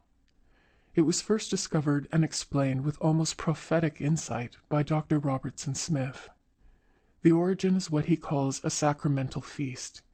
You eat the flesh and drink the blood of the divine animal, in order, here I diverge from Robertson Smith's language, to get into you his mana, his vital power. The classical instance is the sacramental eating of a camel by an Arab tribe, recorded in the works of St. Nilus. The camel was devoured on a particular day at the rising of the morning star. He was cut to pieces alive, and every fragment of him had to be consumed before the sun rose. If the life had once gone out of the flesh and blood, the sacrifice would have been spoiled. It was the spirit, the vitality of the camel that his tribesmen wanted. The only serious error that later students found in Robertson Smith's statement is that he spoke too definitely of the sacrifice as affording communion with the tribal god. There was no god there, only the raw material out of which gods are made. You devoured the holy animal to get its mana, its swiftness, its strength, its great endurance, just as the savage now will eat his enemy's brain or heart or hands to get some particular quality residing there. The imagination of the pre-Hellenic tribes was evidently dominated above all things by the bull, though there were other sacramental feasts too, combined with sundry horrible rendings and drinkings of raw blood. It is strange to think that even small things like kids and fawns and hares should have struck primitive man as having some uncanny vitality which he longed for, or at least some uncanny power over the weather or the crops. Yet to him it no doubt appeared obvious. Frogs, for instance, could always bring rain by croaking for it, and who can limit the powers and the knowledge of birds? Here comes a difficulty. If the Olympian god was not there to start with, how did he originate? We can understand, at least after a course of anthropology, this desire of primitive man to acquire for himself the superhuman forces of the bull. But how does he make the transition from the real animal to the imaginary human god? First, let us remember the innate tendency of primitive man everywhere, and not especially in Greece, to imagine a personal cause like himself in all points not otherwise specified, for every striking phenomenon. If the wind blows, it is because some being more or less human, though of course superhuman, is blowing with his cheeks. If a tree is struck by lightning, it is because someone has thrown his battle-axe at it. In some Australian tribes there is no belief in natural death. If a man dies, it is because bad man killed that fellow. St. Paul, we may remember, passionately summoned the heathen to refrain from worshipping Ten Ktizin, the creation, and go back to Ton Ktisanta, the creator, human and masculine. It was, as a rule, a road that they were only too ready to travel. But this tendency was helped by a second factor. Research has shown us the existence in early Mediterranean religion of a peculiar transitional step, a man wearing the head or skin of a holy beast. The Egyptian gods are depicted as men with beasts' heads. That is, the best authorities tell us, their shapes are derived from the kings and priests, who on great occasions of sacrifice covered their heads with a beast mask. Minos, with his projection the Minotaur, was a bull god and wore a bull mask. From early island gems, from a fresco at Mycenae, from Assyrian reliefs, Mr. A.B. Cook has collected many examples of this mixed figure, a man wearing the protome, or mask and mane of a beast. Sometimes the worshipper has become so closely identified with his divine beast that he is represented not as a mere man wearing the protome of a lion or bull, but actually as a lion or bull wearing the protome of another. Hera, Boopis, with a cow's head. Athena, Glaukopis, with an owl's head, or bearing on her breast the head of the Gorgon. Heracles clad in a lion's skin and covering his brow, Deno Cosmati Teros, with the awful spread jaws of the wild beast, belonging to the same class. So does Dadeucos at Eleusis and other initiators who let candidates for purification set one foot, one only, and that the left, on the skin of a sacrificial ram, and called the skin Dioscoas, the fleece not of a ram, but of Zeus. The mana of the slain beast is in the hide and head and blood and fur, and the man who wants to be in thorough contact with the divinity gets inside the skin and wraps himself deep in it. He begins by being a man wearing a lion's skin. He ends, as we have seen, by feeling himself to be a lion wearing a lion's skin. And who is this man? He may on particular occasions be only a candidate for purification or initiation, but par excellence, he who has the right is the priest, the medicine man, the divine king. If an old suggestion of my own is right, he is the original Theos or Thesos, the incarnate medicine or spell or magic power. He at first, I suspect, is the only Theos or god that his society knows. We commonly speak of ancient kings being deified. We regard the process as due to an outburst of superstition or insane flattery, and so no doubt it sometimes was, especially in later times when man and God were felt as two utterly distinct things. But deification is an unintelligent and misleading word. What we call deification is only the survival of this undifferentiated human theos, with his mana, his kratos and bia, his control of the weather, the rain and the thunder, the spring crops and the autumn floods, his knowledge of what was lawful and what was not, and his innate power to curse or to make dead. Recent researchers have shown us in abundance the early Greek medicine chiefs making thunder and lightning and rain. We have long known the king as possessor of Dike and Themis, of justice and tribal custom. We have known his effect on the fertility of the fields and the tribes, and the terrible results of a king's sin or a king's sickness. What is the subsequent history of this medicine chief or theos? He is differentiated, as it were. The visible part of him becomes merely human. The supposed supernatural part grows into what we should call a god. The process is simple. Any particular medicine man is bound to have his failures. As Dr. Fraser gently reminds us, every single pretension which he puts forth on every day of his life is a lie, and liable sooner or later to be found out. Doubtless men are tender to their own delusions. They do not at once condemn the medicine chief as a fraudulent institution, but they tend gradually to say that he is not the real, all-powerful theos. He is only his representative.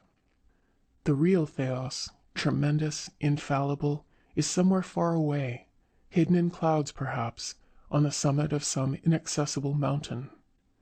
If the mountain is once climbed, the god will move to the upper sky.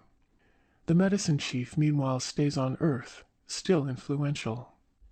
He has some connection with the great god more intimate than that of other men. At worst he possesses the god's sacred instruments, his hiera or orgia. He knows the rules for approaching him and making prayers to him. There is therefore a path open from the divine beast to the anthropomorphic god. From beings like Thesmophoros and Mylikios, the road is of course much easier. They are already more than half anthropomorphic.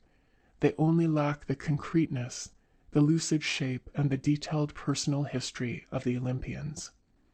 In this connection we must not forget the power of hallucination, still fairly strong, as the history of religious revivals in America will bear witness, but far stronger, of course, among the impressionable hordes of early men. The gods, says M. Dutet in his profound study of Algerian magic, c'est le désir collectif personnifié, the collective desire projected, as it were, or personified. Think of the gods who have appeared in great crises of battle, created sometimes by the desperate desire of men who have for years prayed to them, and who are now at the last extremity for lack of their aid, sometimes by the confused and excited remembrances of the survivors after the victory. The gods who led the Roman charge at Lake Regillus, the gigantic figures that were seen fighting before the Greeks at Marathon, even the celestial signs that promised Constantine victory for the cross. These are the effects of great emotion. We can all understand them. But even in daily life, primitive men seem to have dealt more freely than we generally do with apparitions and voices and demons of every kind. One of the most remarkable and noteworthy sources for this kind of hallucinatory god in early societies is a social custom that we have almost forgotten, the religious dance. When the initiated young men of Crete or elsewhere danced at night over the mountains in the Oraibasia or mountain walk, they not only did things that seemed beyond their ordinary workday strength, they also felt themselves led on and on by some power which guided and sustained them. This daimon has no necessary name. A man may be named after him, Oribasius, belonging to the mountain dancer, just as others may be named Apollonius or Dionysius. The god is only the spirit of the mountain dance, Oribates, though of course he is absorbed at different times in various Olympians. There is one god called a Fictor, the suppliant. he who prays for mercy. He is just the projection, as Monsieur Doutet would say, of the intense emotion of one of those strange processions well known in the ancient world, bands of despairing men or women who have thrown away all means of self-defense and joined together at some holy place in one passionate prayer for pity. The highest of all gods, Zeus, was the special patron of the suppliant, and it is strange and instructive to find that Zeus the all-powerful is actually identified with this afflictor. Zeus men afflictor epidoi proferonos. The assembled prayer, the united cry that rises from the oppressed of the world, is itself grown to be a god, and the greatest god. A similar projection arose from the dance of the Kouroi, or initiate youths, in the Dithyram, the magic dance which was to celebrate, or more properly to hasten and strengthen, the coming on of spring. That dance projected the Megistos Kouros, the greatest of youths, who is the incarnation of spring or the return of life, and lies at the back of so many of the most gracious shapes of the classical pantheon. The Kouros appears as Dionysus, as Apollo, as Hermes, as Ares. In our clearest and most detailed piece of evidence, he actually appears with the characteristic history and attributes of Zeus. This spirit of the dance, who leads it or personifies its emotion, stands more clearly perhaps than any other daimon, halfway between earth and heaven. A number of difficult passages in Euripides' Bacchae and other Dionysiac literature find their explanations when we realize how the god is in part merely identified with the inspired chief dancer. In part he is the intangible projected incarnation of the emotion of the dance. The collective desire personified. On what does the collective desire or collective dread of the primitive community chiefly concentrate? On two things, the food supply and the tribe supply, the desire not to die of famine, and not to be harried or conquered by the neighboring tribe. The fertility of the earth and the fertility of the tribe, these two are felt in early religion as one. The earth is a mother. The human mother is an arura, or plowed field. This earth mother is the characteristic and central feature of the early Aegean religions. The introduction of agriculture made her a mother of fruits and corn, and it is in that form that we best know her. But in earlier days she had been a mother of the spontaneous growth of the soil, of wild beasts and trees, and all the life of the mountain. In early Crete she stands with lions erect on either side of her, or with snakes held in her hands and coiled about her body. And as the earth is mother when the harvest comes, so in spring she is maiden or kore, but a maiden fated each year to be wedded and made fruitful. And earlier still there has been the terrible time when fields are bare and lifeless. The kore has been snatched away underground among the dead peoples, and men must wait expectant till the first buds begin to show, and they call her to rise again with the flowers. Meantime, earth as she brings forth vegetation in spring is Kourotrophos, rearer of Kouroi, or the young men of the tribe. The nymphs and rivers are all Kourotrophoi. The moon is Kourotrophos. She quickens the young of the tribe in their mother's womb. At one terrible hour especially, she is a lion to women who have offended against her holiness. She also marks the seasons of sowing and plowing, and the due time for the ripening of crops. When men learn to calculate in longer units, the sun appears. They turn to the sun for their calendar, and at all times, of course, the sun has been a power in agriculture. He is not called Kourotrophos, but the young sun returning after winter is himself a Kouros, and all the Kouroi have some touch of the sun in them. The Cretan spring song of the Kourites prays for neoi politai, young citizens, quite simply among the other gifts of the spring. This is best shown by the rites of tribal initiation, which seem normally to have formed part of the spring dromena or sacred performances. The Kouroi, as we have said, are the initiated young men. They pass through their initiation. They become no longer paides, boys, but andres, men. The actual name Kouros is possibly connected with kairein, to shave, and may mean that after this ceremony they first cut their long hair. Till then, the Kouros is acer secomes, with hair unshorn. They have now open to them the two roads that belong to Andres alone. They have the work of begetting children for the tribe, and the work of killing the tribe's enemies in battle. The classification of people according to their age is apt to be sharp and vivid in primitive communities. We, for example, think of an old man as a kind of man, and an old woman as a kind of woman. But in primitive peoples, as soon as a man and woman cease to be able to perform his and her due tribal functions, they cease to be men and women, Andres and Gunaikes. The ex-man becomes a geron, the ex-woman a graus. We distinguish between boy and man, between girl and woman, but apart from the various words for baby, Attic Greek would have four sharp divisions: pais, ephebos, aner, geron. In Sparta, the divisions are still sharper and more numerous, centering in the great initiation ceremonies of the Iranes, or full-grown youths, to the goddess called Orthia or Borthia. These initiation ceremonies are called teletai, completions. They mark the great rite of transition from the immature, charming, but half-useless thing which we call a boy or girl, to the telios aner, the full member of the tribe as fighter or counselor, or to the telea gune, the full wife and mother. This whole subject of Greek initiation ceremonies calls pressingly for more investigation. It is only in the last few years that we have obtained the material for understanding them, and the whole mass of the evidence needs retreatment. For one instance, it is clear that a great number of rites which were formerly explained as remnants of human sacrifice are simply ceremonies of initiation. At the great spring Dromenon, the tribe and the growing earth were renovated together.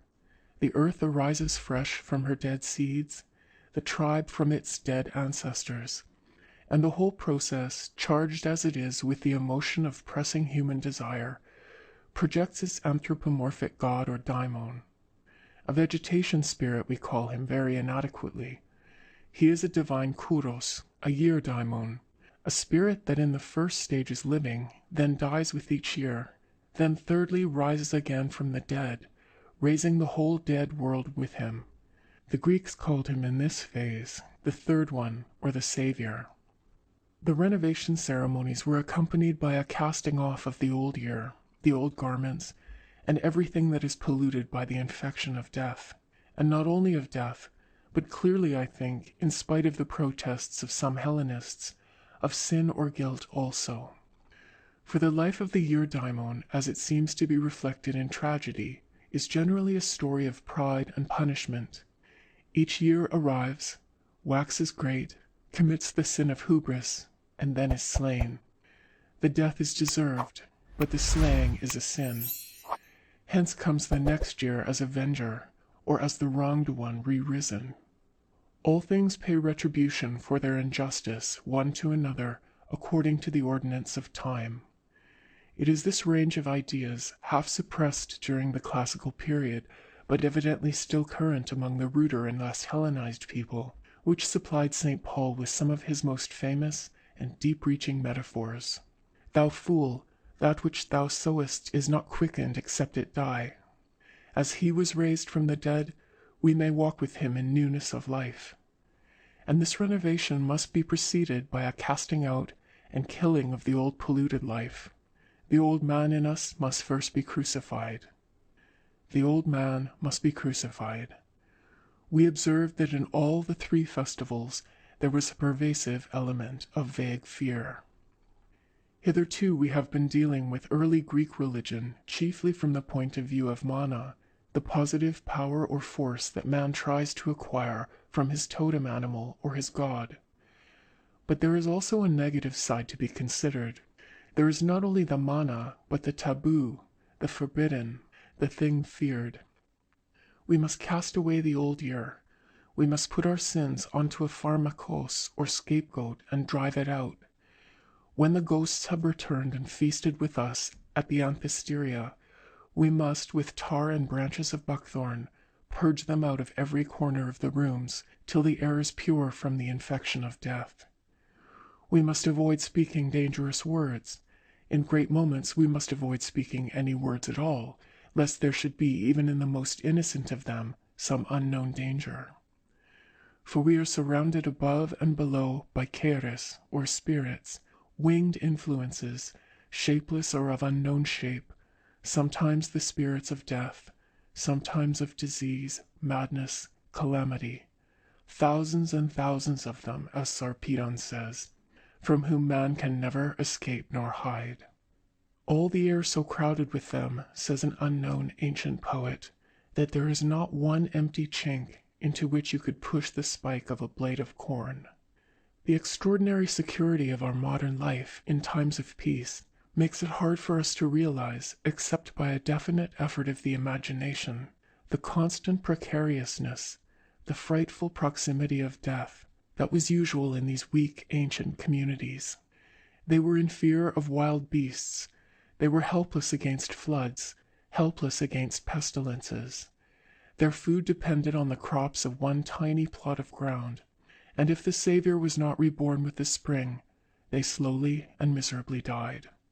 And all the while they knew almost nothing of the real causes that make crops succeed or fail.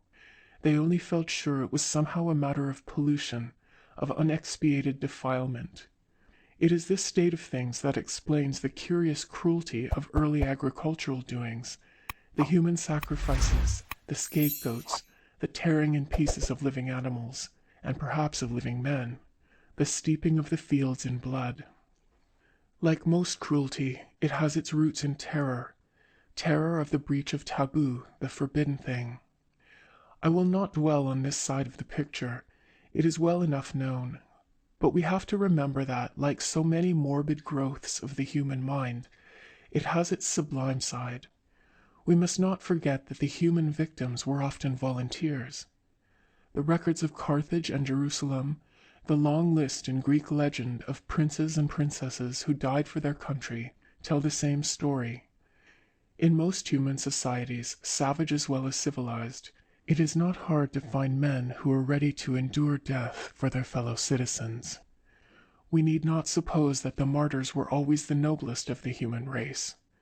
They were sometimes mad, hysterical or megalomaniac, sometimes reckless and desperate, sometimes, as in the curious case attested of the Roman armies on the Danube, they were men of strong desires and weak imagination, ready to die at the end of a short period, if in the meantime they might glut all their senses with unlimited indulgence. Still, when all is said, there is nothing that stirs men's imagination like the contemplation of martyrdom, and it is no wonder that the more emotional cults of antiquity vibrate with the worship of this dying Savior, the Solsipolus, the Soter, who in so many forms dies with his world or for his world, and rises again as the world rises, triumphant through suffering over death and the broken taboo. Taboo is at first sight a far more prominent element in the primitive religions than mana, just as misfortune and crime are more highly colored and striking than prosperity and decent behavior. To an early Greek tribe, the world of possible action was sharply divided between what was themis and what was not themis, between lawful and taboo, holy and unholy, correct and forbidden. To do a thing that was not themis was a sure source of public disaster. Consequently, it was of the first necessity in a life full of such perils to find out the exact rules about them. How is that to be managed? Themis is ancient law.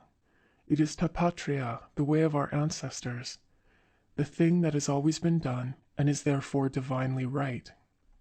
In ordinary life, of course, themis is clear. Everyone knows it. But from time to time new emergencies arise, the like of which we have never seen, and they frighten us. We must go to the Gerontes, the old men of the tribe. They will perhaps remember what our fathers did. What they tell us will be presbyton, a word which means indifferently oldest and best. Ai denioteroi aphradeusen. Young men are always being foolish. Of course, if there is a Basileus, a holy king, he by his special power may perhaps know best of all, though he too must take care not to gainsay the old men. For the whole problem is to find out ta patria, the ways that our fathers followed, and suppose the old men themselves fail us, what must we needs do? Here we come to a famous and peculiar Greek custom, for which I have never seen quoted any exact parallel or any satisfactory explanation.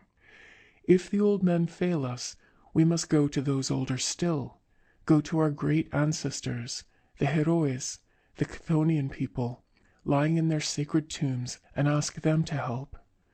The word kran means both to lend money and to give an oracle, two ways of helping people in an emergency.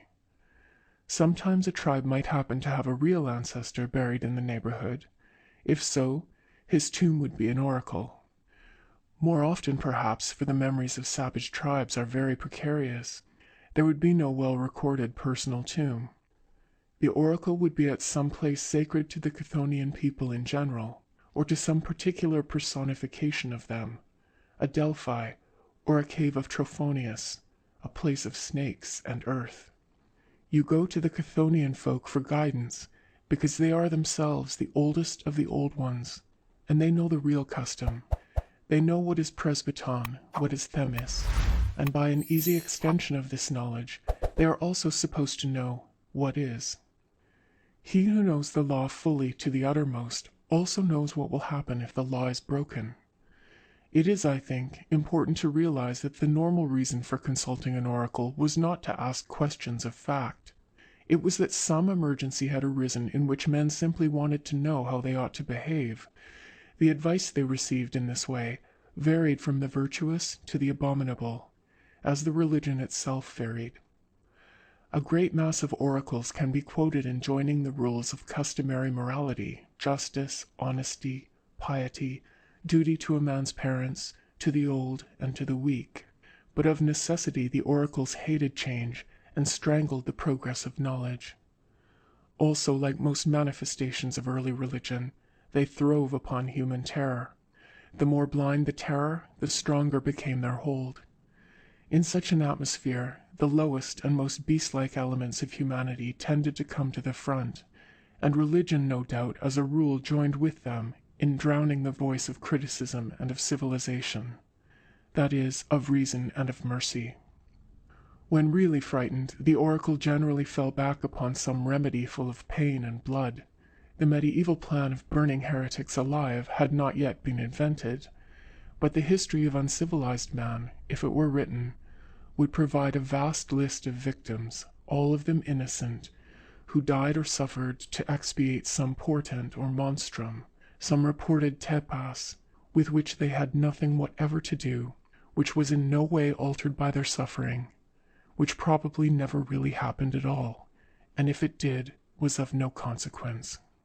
The sins of the modern world in dealing with heretics and witches have perhaps been more gigantic than those of primitive men, but one can hardly rise from the record of these ancient observances without being haunted by the judgment of the Roman poet, tantum religio potuit suadere malorum, and feeling with him that the lightning of this cloud, the taming of this blind dragon, must rank among the very greatest services that Hellenism wrought for mankind.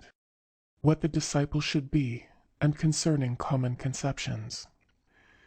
Those who wish to hear about the gods should have been well guided from childhood, and not habituated to foolish beliefs. They should also be in disposition good and sensible, that they may properly attend to the teaching. They ought also to know the common conceptions.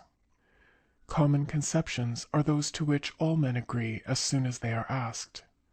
For instance, that all God is good, free from passion, free from change.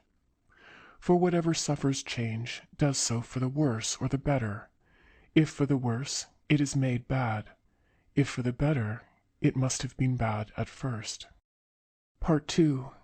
That God is unchanging, unbegotten, eternal, incorporeal, and not in space. Let the disciple be thus. Let the teachings be of the following sort.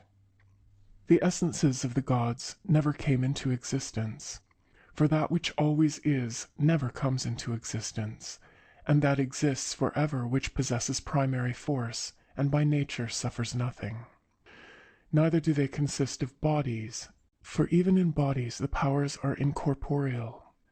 Neither are they contained by space, for that is a property of bodies. Neither are they separate from the first cause, nor from one another, just as thoughts are not separate from mind, nor acts of knowledge from the soul. Part 3. Concerning myths, that they are divine, and why. We may well inquire then why the ancients forsook these doctrines and made use of myths. There is this first benefit from myths, that we have to search and do not have our minds idle. That the myths are divine can be seen from those who have used them. Myths have been used by inspired poets, by the best of philosophers, by those who established the mysteries, and by the gods themselves in oracles.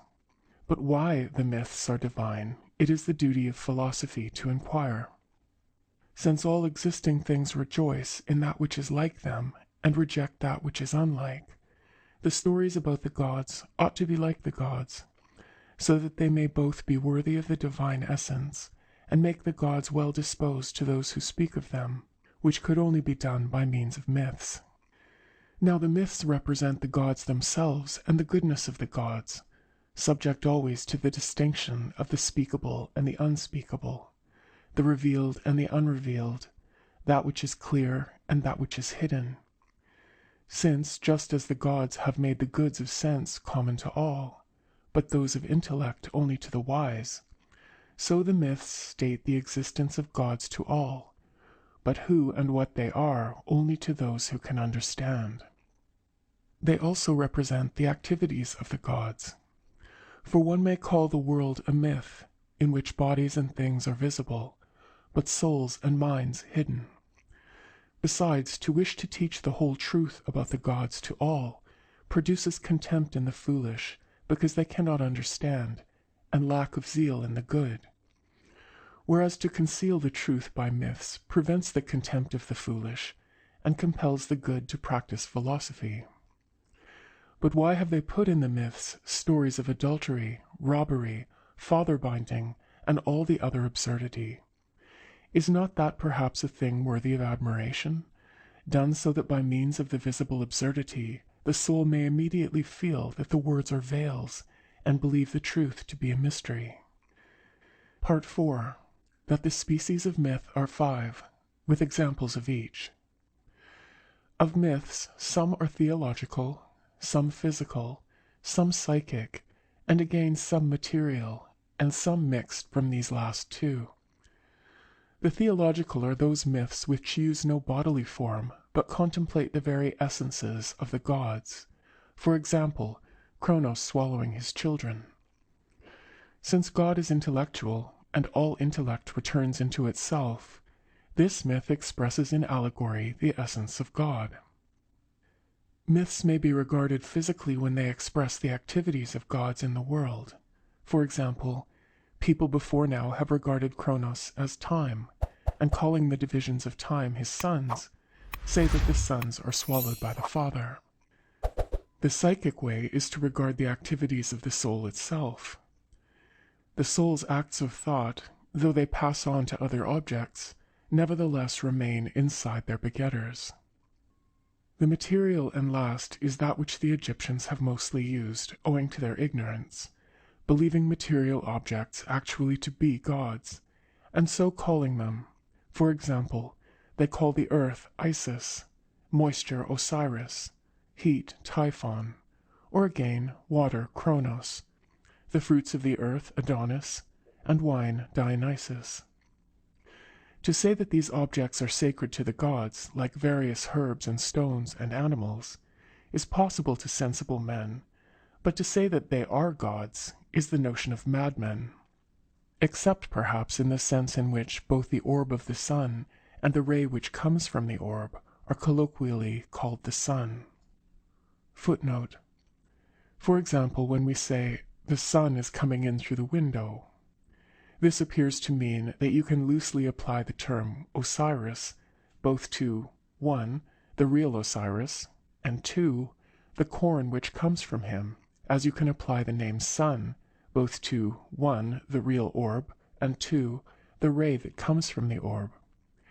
However, Julian, on the sun, suggests a different view, that both the orb and the ray are mere effects and symbols of the true spiritual sun, as corn is of Osiris. End footnote. The mixed kind of myth may be seen in many instances. For example, they say that in a banquet of the gods, Discord threw down a golden apple.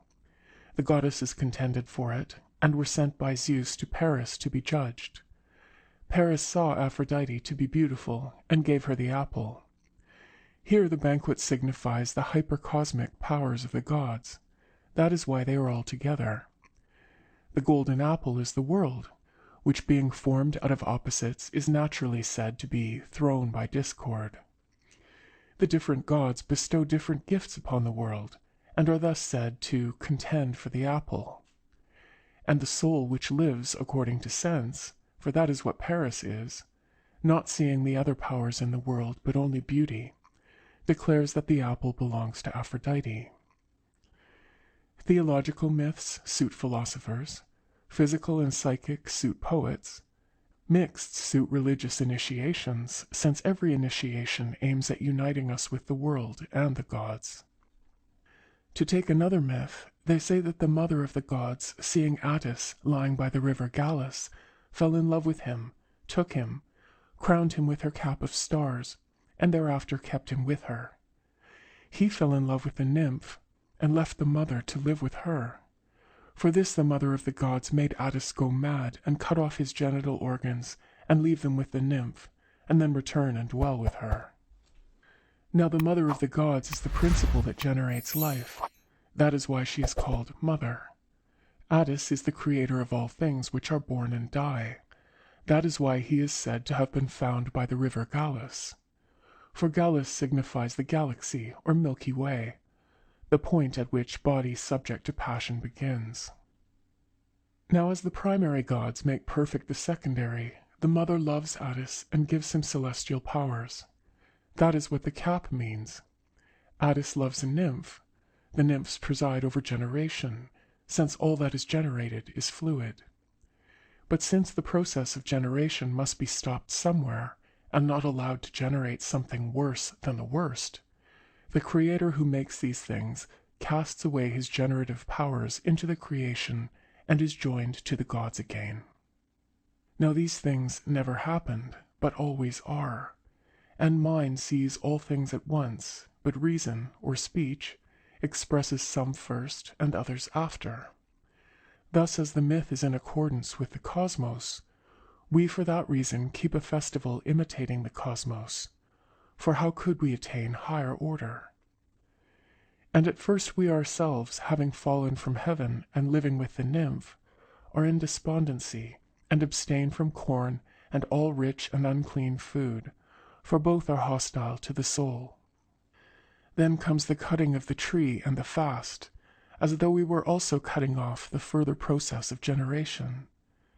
After that, the feeding on milk, as though we were being born again. After which come rejoicings and garlands, and as it were a return up to the gods. The season of the ritual is evidence to the truth of these explanations. The rites are performed about the vernal equinox, when the fruits of the earth are ceasing to be produced, and days becoming longer than night, which applies well to spirits rising higher. At least the other equinox is in mythology the time of the rape of Kore, which is the descent of souls. May these explanations of the myths find favor in the eyes of the gods themselves, and the souls of those who wrote the myths. Part 5. On the First Cause. Next in order comes knowledge of the first cause, and the subsequent orders of the gods, then the nature of the world, the essence of intellect and of soul, then providence, fate, and fortune, then to see virtue and vice and the various forms of social constitution, good and bad, that are formed from them, and from what possible source evil came into the world. Each of these subjects needs many long discussions, but there is perhaps no harm in stating them briefly, so that a disciple may not be completely ignorant about them. It is proper to the first cause to be one, For unity precedes multitude, and to surpass all things in power and goodness.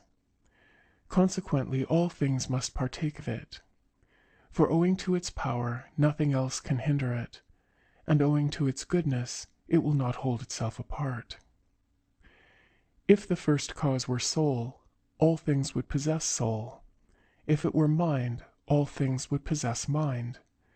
If it were being, all things would partake of being. And seeing this quality, that is, being, in all things, some men have thought that it was being. Now if things simply were, without being good, this argument would be true. But if things that are because of their goodness, and partake in the good, the first thing must needs be both beyond being and good. It is strong evidence of this that noble souls despise being for the sake of the good, when they face death for their country or friends or for the sake of virtue. After this inexpressible power come the orders of the gods. Part 6. On Gods Cosmic and Hypercosmic. Of the gods, some are of the world, cosmic, and some above the world, hypercosmic. By the cosmic I mean those who make the cosmos. Of the hypercosmic gods, some create essence, some mind, and some soul. Thus they have three orders, all of which may be found in treatises on this subject. Of the cosmic gods, some make the world be, others animate it, others harmonize it, consisting as it does of different elements. The fourth class keep it when harmonized. These are four actions, each of which has a beginning, middle, and end. Consequently, there must be 12 gods governing the world. Those who make the world are Zeus, Poseidon, and Hephaestus. Those who animate it are Demeter, Hera, and Artemis. Those who harmonize it are Apollo, Aphrodite, and Hermes. And those who watch over it are Hestia, Athena, and Ares.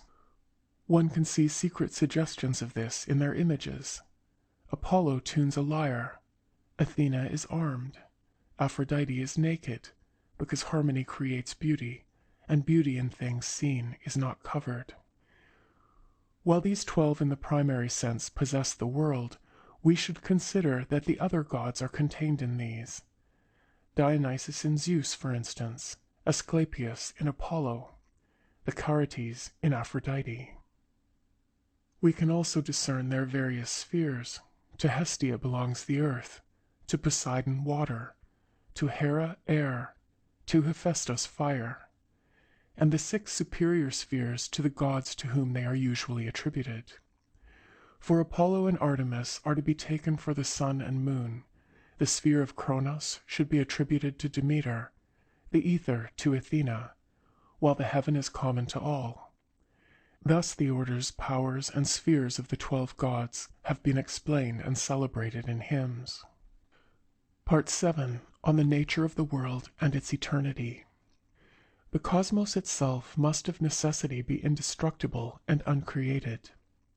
Indestructible because, suppose it destroyed, the only possibility is to make one better than this, or worse, or the same, or a chaos.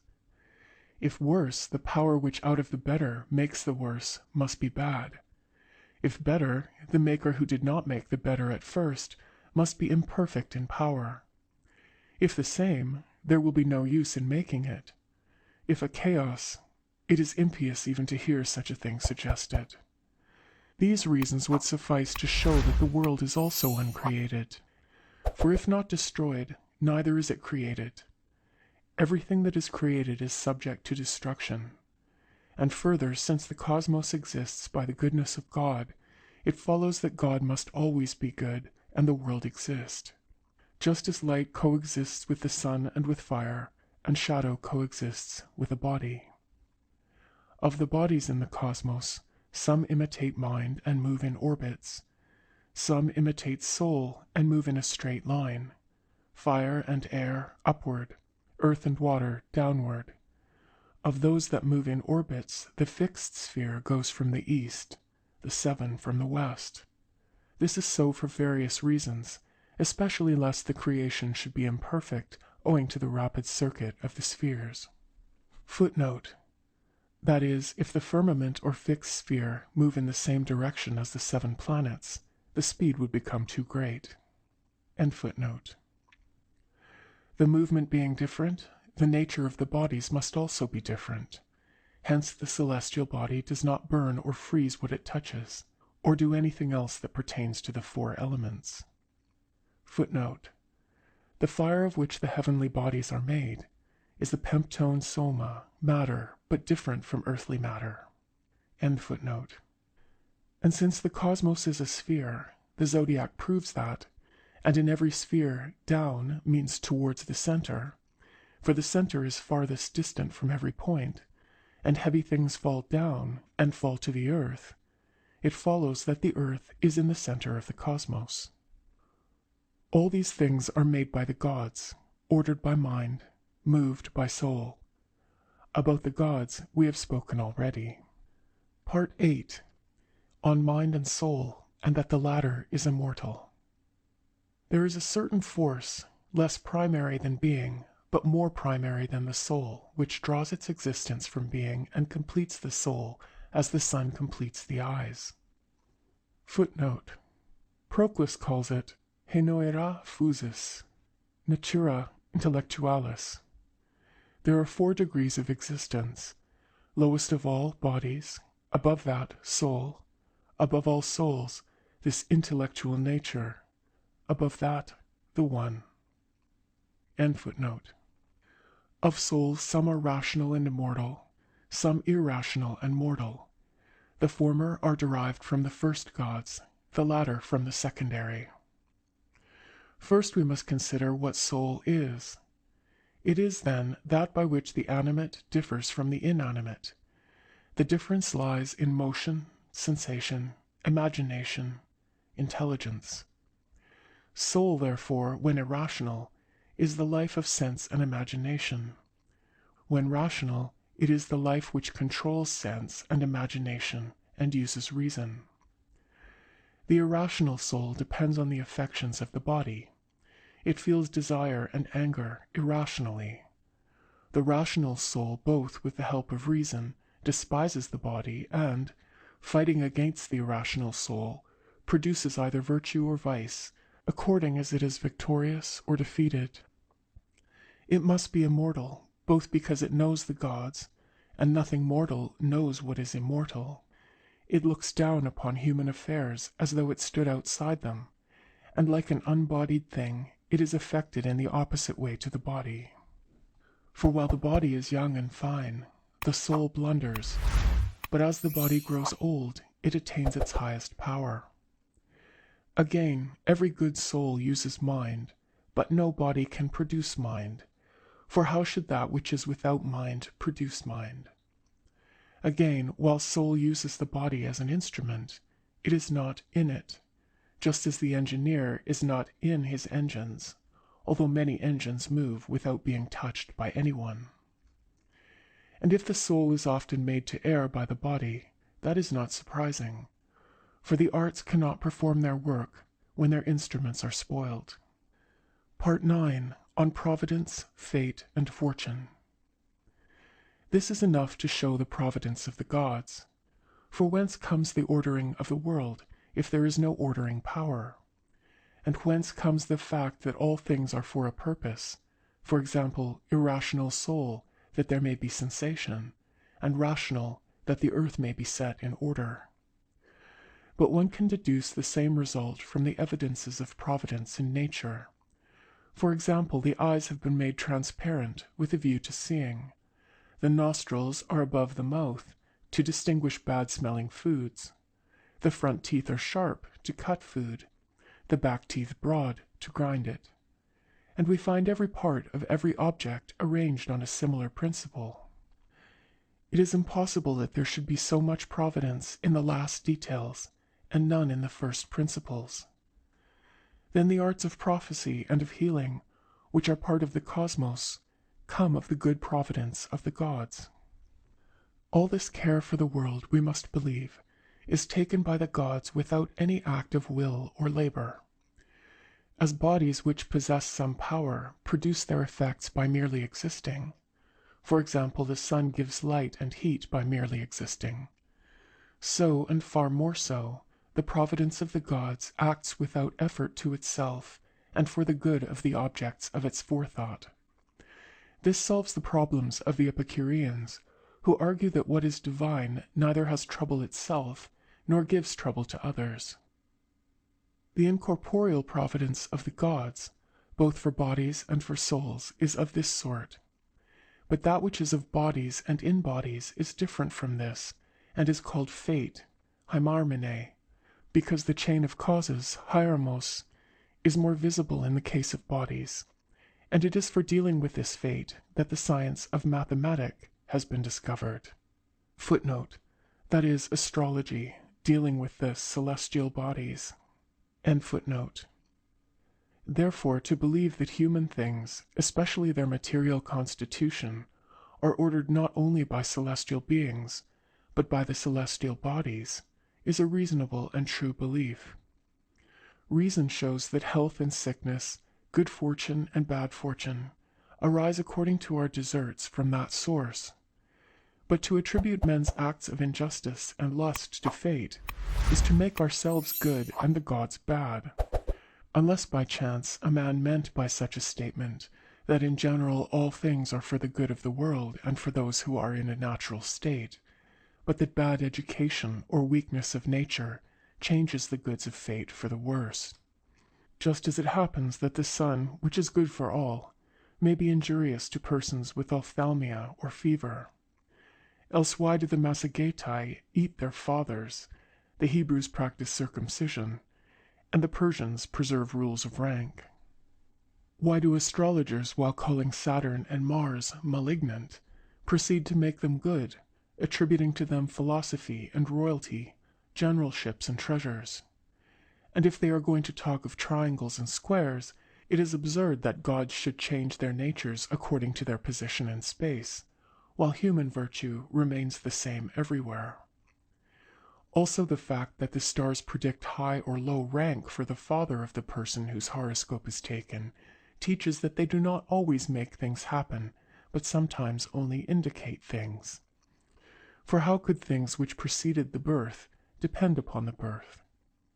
Further, as there is providence and fate concerned with nations and cities, and also concerned with each individual, so there is also fortune, which should next be treated. That power of the gods which orders for the good things which are not uniform, and which happen contrary to expectations, is commonly called fortune, and it is for this reason that the goddess is especially worshipped in public by cities. For every city consists of elements which are not uniform. Fortune has power beneath the moon, since above the moon no single thing can happen by fortune. If fortune makes a wicked man prosperous and a good man poor, there is no need to wonder, for the wicked regard wealth as everything, the good as nothing. And the good fortune of the bad cannot take away their badness, while virtue alone will be enough for the good. Part 10. Concerning Virtue and Vice. The doctrine of virtue and vice depends on that of the soul. When the irrational soul enters into the body and immediately produces fight and desire, the rational soul, put in authority over all these, makes the soul tripartite, composed of reason, fight, and desire. Virtue in the region of reason is wisdom. In the region of fight is courage. In the region of desire it is temperance. The virtue of the whole soul is righteousness. It is for reason to judge what is right, for fight in obedience to reason to despise things that appear terrible, for desire to pursue not the apparently desirable, but that which is with reason desirable. When these things are so, we have a righteous life, for righteousness in matters of property is but a small part of virtue. And thus we shall find all four virtues in properly trained men, but among the untrained one may be brave and unjust, another temperate and stupid, another prudent and unprincipled. Indeed, these qualities should not be called virtues when they are devoid of reason and imperfect and found in irrational beings. Vice should be regarded as consisting of the opposite elements. In reason it is folly, in fight cowardice, in desire intemperance, in the whole soul unrighteousness. The virtues are produced by the right social organization and by good rearing and education, the vices by the opposite. Part 11. Concerning right and wrong social organization. Footnote. This section is a meager reminiscence of Plato's discussion in the Republic. The interest in politics and government had died out with the loss of political freedom. End footnote. Constitutions also depend on the tripartite nature of the soul. The rulers are analogous to reason, the soldiers to fight, the common folk to desires. Where all things are done according to reason and the best man in the nation rules, it is a kingdom. Where more than one rule according to reason and fight, it is an aristocracy. Where the government is according to desire and the offices depend on money, that constitution is called a timocracy. The contraries are, to kingdom, tyranny, for kingdom does all things with the guidance of reason, and tyranny nothing. To aristocracy, oligarchy, when not the best people, but a few of the worst are rulers. To timocracy, democracy, when not the rich but the common folk possess the whole power. Part 12. The origin of evil things, and that there is no positive evil. The gods being good and making all things, how do evils exist in the world? Or perhaps it is better first to state the fact that, the gods being good and making all things, there is no positive evil. It only comes by absence of good. Just as darkness itself does not exist, but only comes about by absence of light. If evil exists, it must exist either in gods, or minds, or souls, or bodies. It does not exist in any god, for all God is good. If anyone speaks of a bad mind, he means a mind without mind. If of a bad soul, he will make soul inferior to body, for no body in itself is evil. If he says that evil is made up of soul and body together, it is absurd that separately they should not be evil, but joined should create evil. Suppose it is said that there are evil spirits. If they have their power from the gods, they cannot be evil. If from elsewhere, the gods do not make all things. If they do not make all things, then either they wish to and cannot, or they can and do not wish, neither of which is consistent with the idea of God. We may see, therefore, from these arguments, that there is no positive evil in the world. It is in the activities of men that evils appear, and that not of all men, nor always. And as to these, if men sinned for the sake of evil, nature itself would be evil. But if the adulterer thinks his adultery bad, but his pleasure good, and the murderer thinks the murder bad, but the money he gets by it good, and the man who does evil to an enemy thinks that to do evil is bad, but to punish his enemy good, and if the soul commits all its sins in that way, then the evils are done for the sake of goodness. In the same way, because in a given place light does not exist, there comes darkness, which has no positive existence. The soul sins therefore because while aiming at good, it makes mistakes about the good, because it is not primary essence. And we see many things done by the gods to prevent it from making mistakes and to heal it when it has made them. Arts and sciences, curses and prayers, sacrifices and initiations, laws and constitutions, judgments and punishments, all came into existence for the sake of preventing souls from sinning, and when they are gone forth from the body, gods and spirits of purification cleanse them of their sins. Part 13. How things eternal are said to be made, Gignesthai. Concerning the gods and the world and human things, this account will suffice for those who are not able to go through the whole course of philosophy, but yet have not souls beyond help. It remains to explain how these objects were never made and are never separated from one another, since we ourselves have said above that the secondary substances were made by the first. Everything made is made either by art or by a physical process or according to some power. Now in art or nature the maker must needs be prior to the made, but the maker, according to power, constitutes the made absolutely together with itself, since its power is inseparable from it, as the sun makes light, fire makes heat, snow makes cold. Now if the gods make the world by art, they do not make it be, they make it be such as it is. For all art makes the form of the object. What therefore makes it to be? If by a physical process, how in that case can the maker help giving part of himself to the made? As the gods are incorporeal, the world ought to be incorporeal too. If it were argued that the gods were bodies, then where would the power of incorporeal things come from? And if we were to admit it, it would follow that when the world decays, its maker must be decaying too, if he is a maker by physical process. If the gods make the world neither by art nor by physical process, it only remains that they make it by power. Everything so made subsists together with that which possesses the power. Neither can things so made be destroyed, except the power of the maker be taken away, so that those who believe in the destruction of the world either deny the existence of the gods, or while admitting it, deny God's power.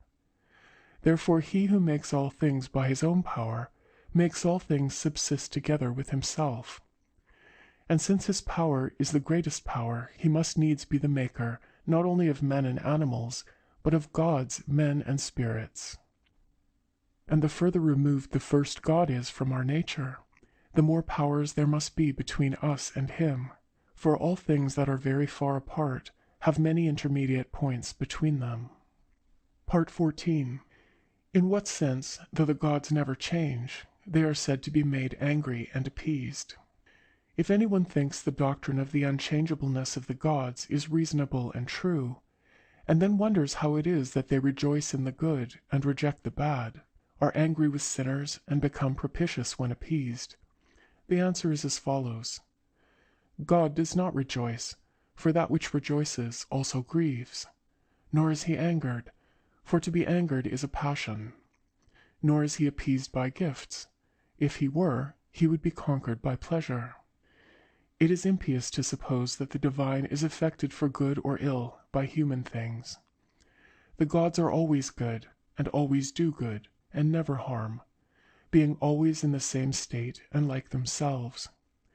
The truth simply is that when we are good, we are joined to the gods by our likeness to them. When bad, we are separated from them by our unlikeness. And when we live according to virtue, we cling to the gods. And when we become evil, we make the gods our enemies, not because they are angered against us, but because our sins prevent the light of the gods from shining upon us, and put us in communion with spirits of punishment. And if by prayers and sacrifices we find forgiveness of sins, we do not appease or change the gods, but by what we do, and by our turning towards the divine, we heal our own badness, and so enjoy again the goodness of the gods. To say that God turns away from the evil is like saying that the sun hides himself from the blind. Part 15. Why we give worship to the gods when they need nothing.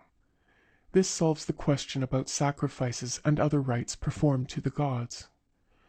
The divine itself is without needs, and the worship is paid for our own benefit. The providence of the gods reaches everywhere, and needs only some congruity for its reception. All congruity comes about by representation and likeness, for which reason the temples are made in representation of heaven, the altar of earth, the images of life. That is why they are made like living things, the prayers of the element of thought, the mystic letters of the unspeakable celestial forces, the herbs and stones of matter, and the sacrificial animals of the irrational life in us. From all these things the gods gain nothing. What gain could there be to God? It is we who gain some communion with them. Part 16. Concerning sacrifices and other worships, that we benefit man by them, but not the gods. I think it well to add some remarks about sacrifices. In the first place, since we have received everything from the gods, and it is right to pay the giver some tithe of his gifts, we pay such a tithe of possessions in votive offerings, of bodies in gifts of hair and adornment, and of life in sacrifices. Then secondly, prayers without sacrifices are only words. With sacrifices they are live words. The word gives meaning to the life, while the life animates the word. Thirdly, the happiness of every object is its own perfection, and perfection for each is communion with its own cause. For this reason we pray for communion with the gods. Since, therefore, the first life is the life of the gods, but human life is also life of a kind, and human life wishes for communion with divine life, a mean term is needed. For things very far apart cannot have communion without a mean term, and the mean term must be like the things joined. Therefore the mean term between life and life must be life. That is why men sacrifice animals. Only the rich do so now, but in old days everybody did, and that not indiscriminately, but giving the suitable offerings to each god together with a great deal of other worship. Enough of this subject. Part 17. That the world is by nature eternal. We have shown above that the gods will not destroy the world. It remains to show that its nature is indestructible. Everything that is destroyed is either destroyed by itself or by something else. If the world is destroyed by itself, fire must needs burn itself and water dry itself. If by something else, it must be either by a body or by something incorporeal. By something incorporeal is impossible, for incorporeal things preserve bodies, nature for instance, and soul, and nothing is destroyed by a cause whose nature is to preserve it. If it is destroyed by some body, it must be either by those which exist or by others. If by those which exist, then either those moving in a straight line must be destroyed by those that revolve, or vice versa. But those that revolve have no destructive nature. Else why do we never see anything destroyed from that cause? Nor yet can those which are moving straight touch the others, else why have they never been able to do so yet?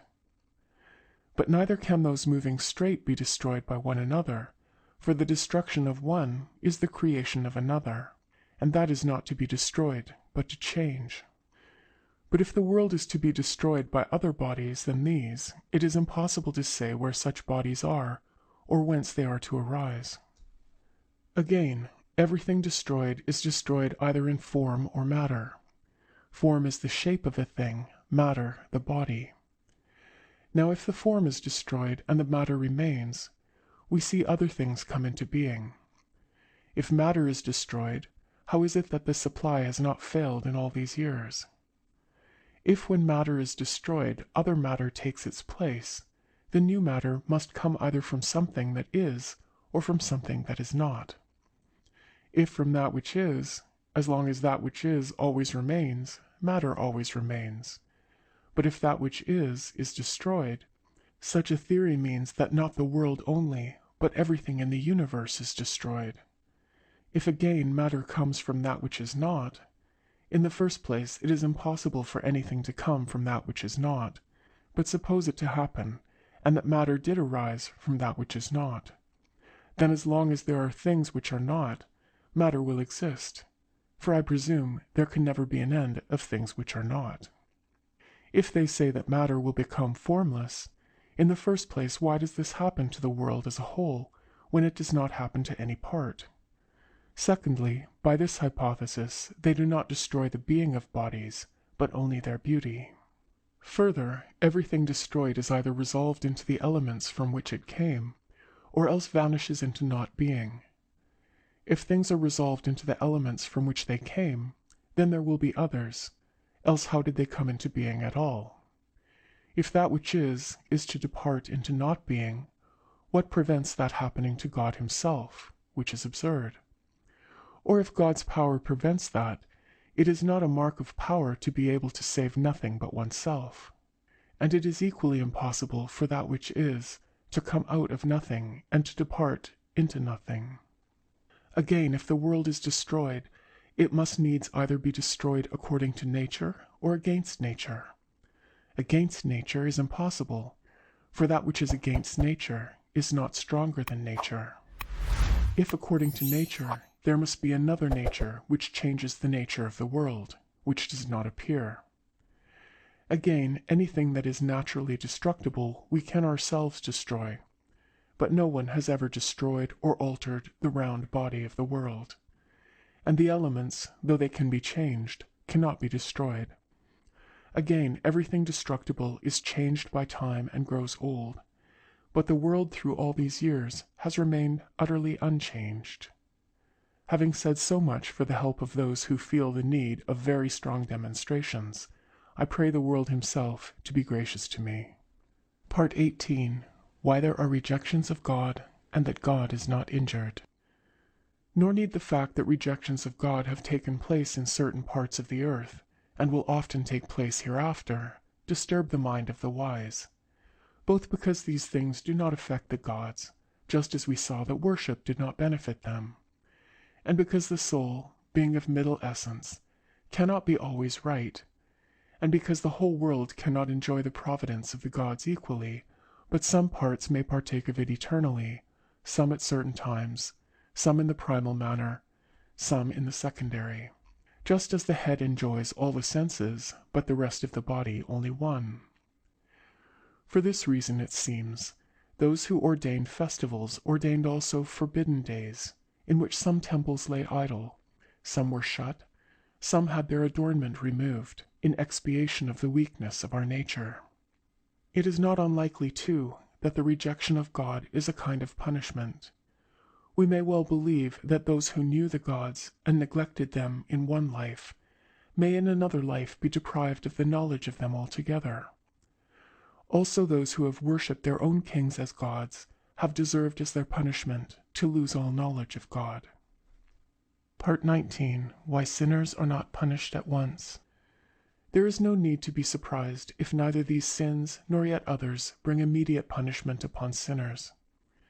For it is not only spirits who punish the soul brings itself to judgment, and also it is not right for those who endure forever to attain everything in a short time. And also there is need of human virtue. If punishment followed instantly upon sin, men would act justly from fear and have no virtue. Souls are punished when they have gone forth from the body, some wandering among us, some going to hot or cold places of the earth, some harassed by spirits.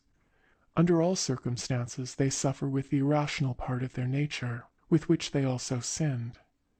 For its sake there subsists that shadowy body which is seen about graves, especially the graves of evil livers. Part 20. On transmigration of souls, and how souls are said to migrate into brute beasts. If the transmigration of a soul takes place into a rational being, it simply becomes the soul of that body. But if the soul migrates into a brute beast, it follows the body outside, as a guardian spirit follows a man, for there could never be a rational soul in an irrational being. The transmigration of souls can be proved from the congenital afflictions of persons. For why are some born blind, others paralytic, others with some sickness in the soul itself? Again, it is the natural duty of souls to do their work in the body. Are we to suppose that when once they leave the body, they spend all eternity in idleness? Again, if the souls did not again enter into bodies, they must either be infinite in number, or God must constantly be making new ones. But there is nothing infinite in the world, for in a finite whole there cannot be an infinite part, neither can others be made, for everything in which something new goes on being created must be imperfect, and the world, being made by a perfect author, ought naturally to be perfect. Part 21. That the good are happy, both living and dead. Souls that have lived in virtue are in general happy, and when separated from the irrational part of their nature, and made clean from all matter, have communion with the gods and join them in the governing of the whole world. Yet even if none of this happiness fell to their lot, virtue itself, and the joy and glory of virtue, and the life that is subject to no grief and no master, are enough to make happy those who have set themselves to live according to virtue and have achieved it.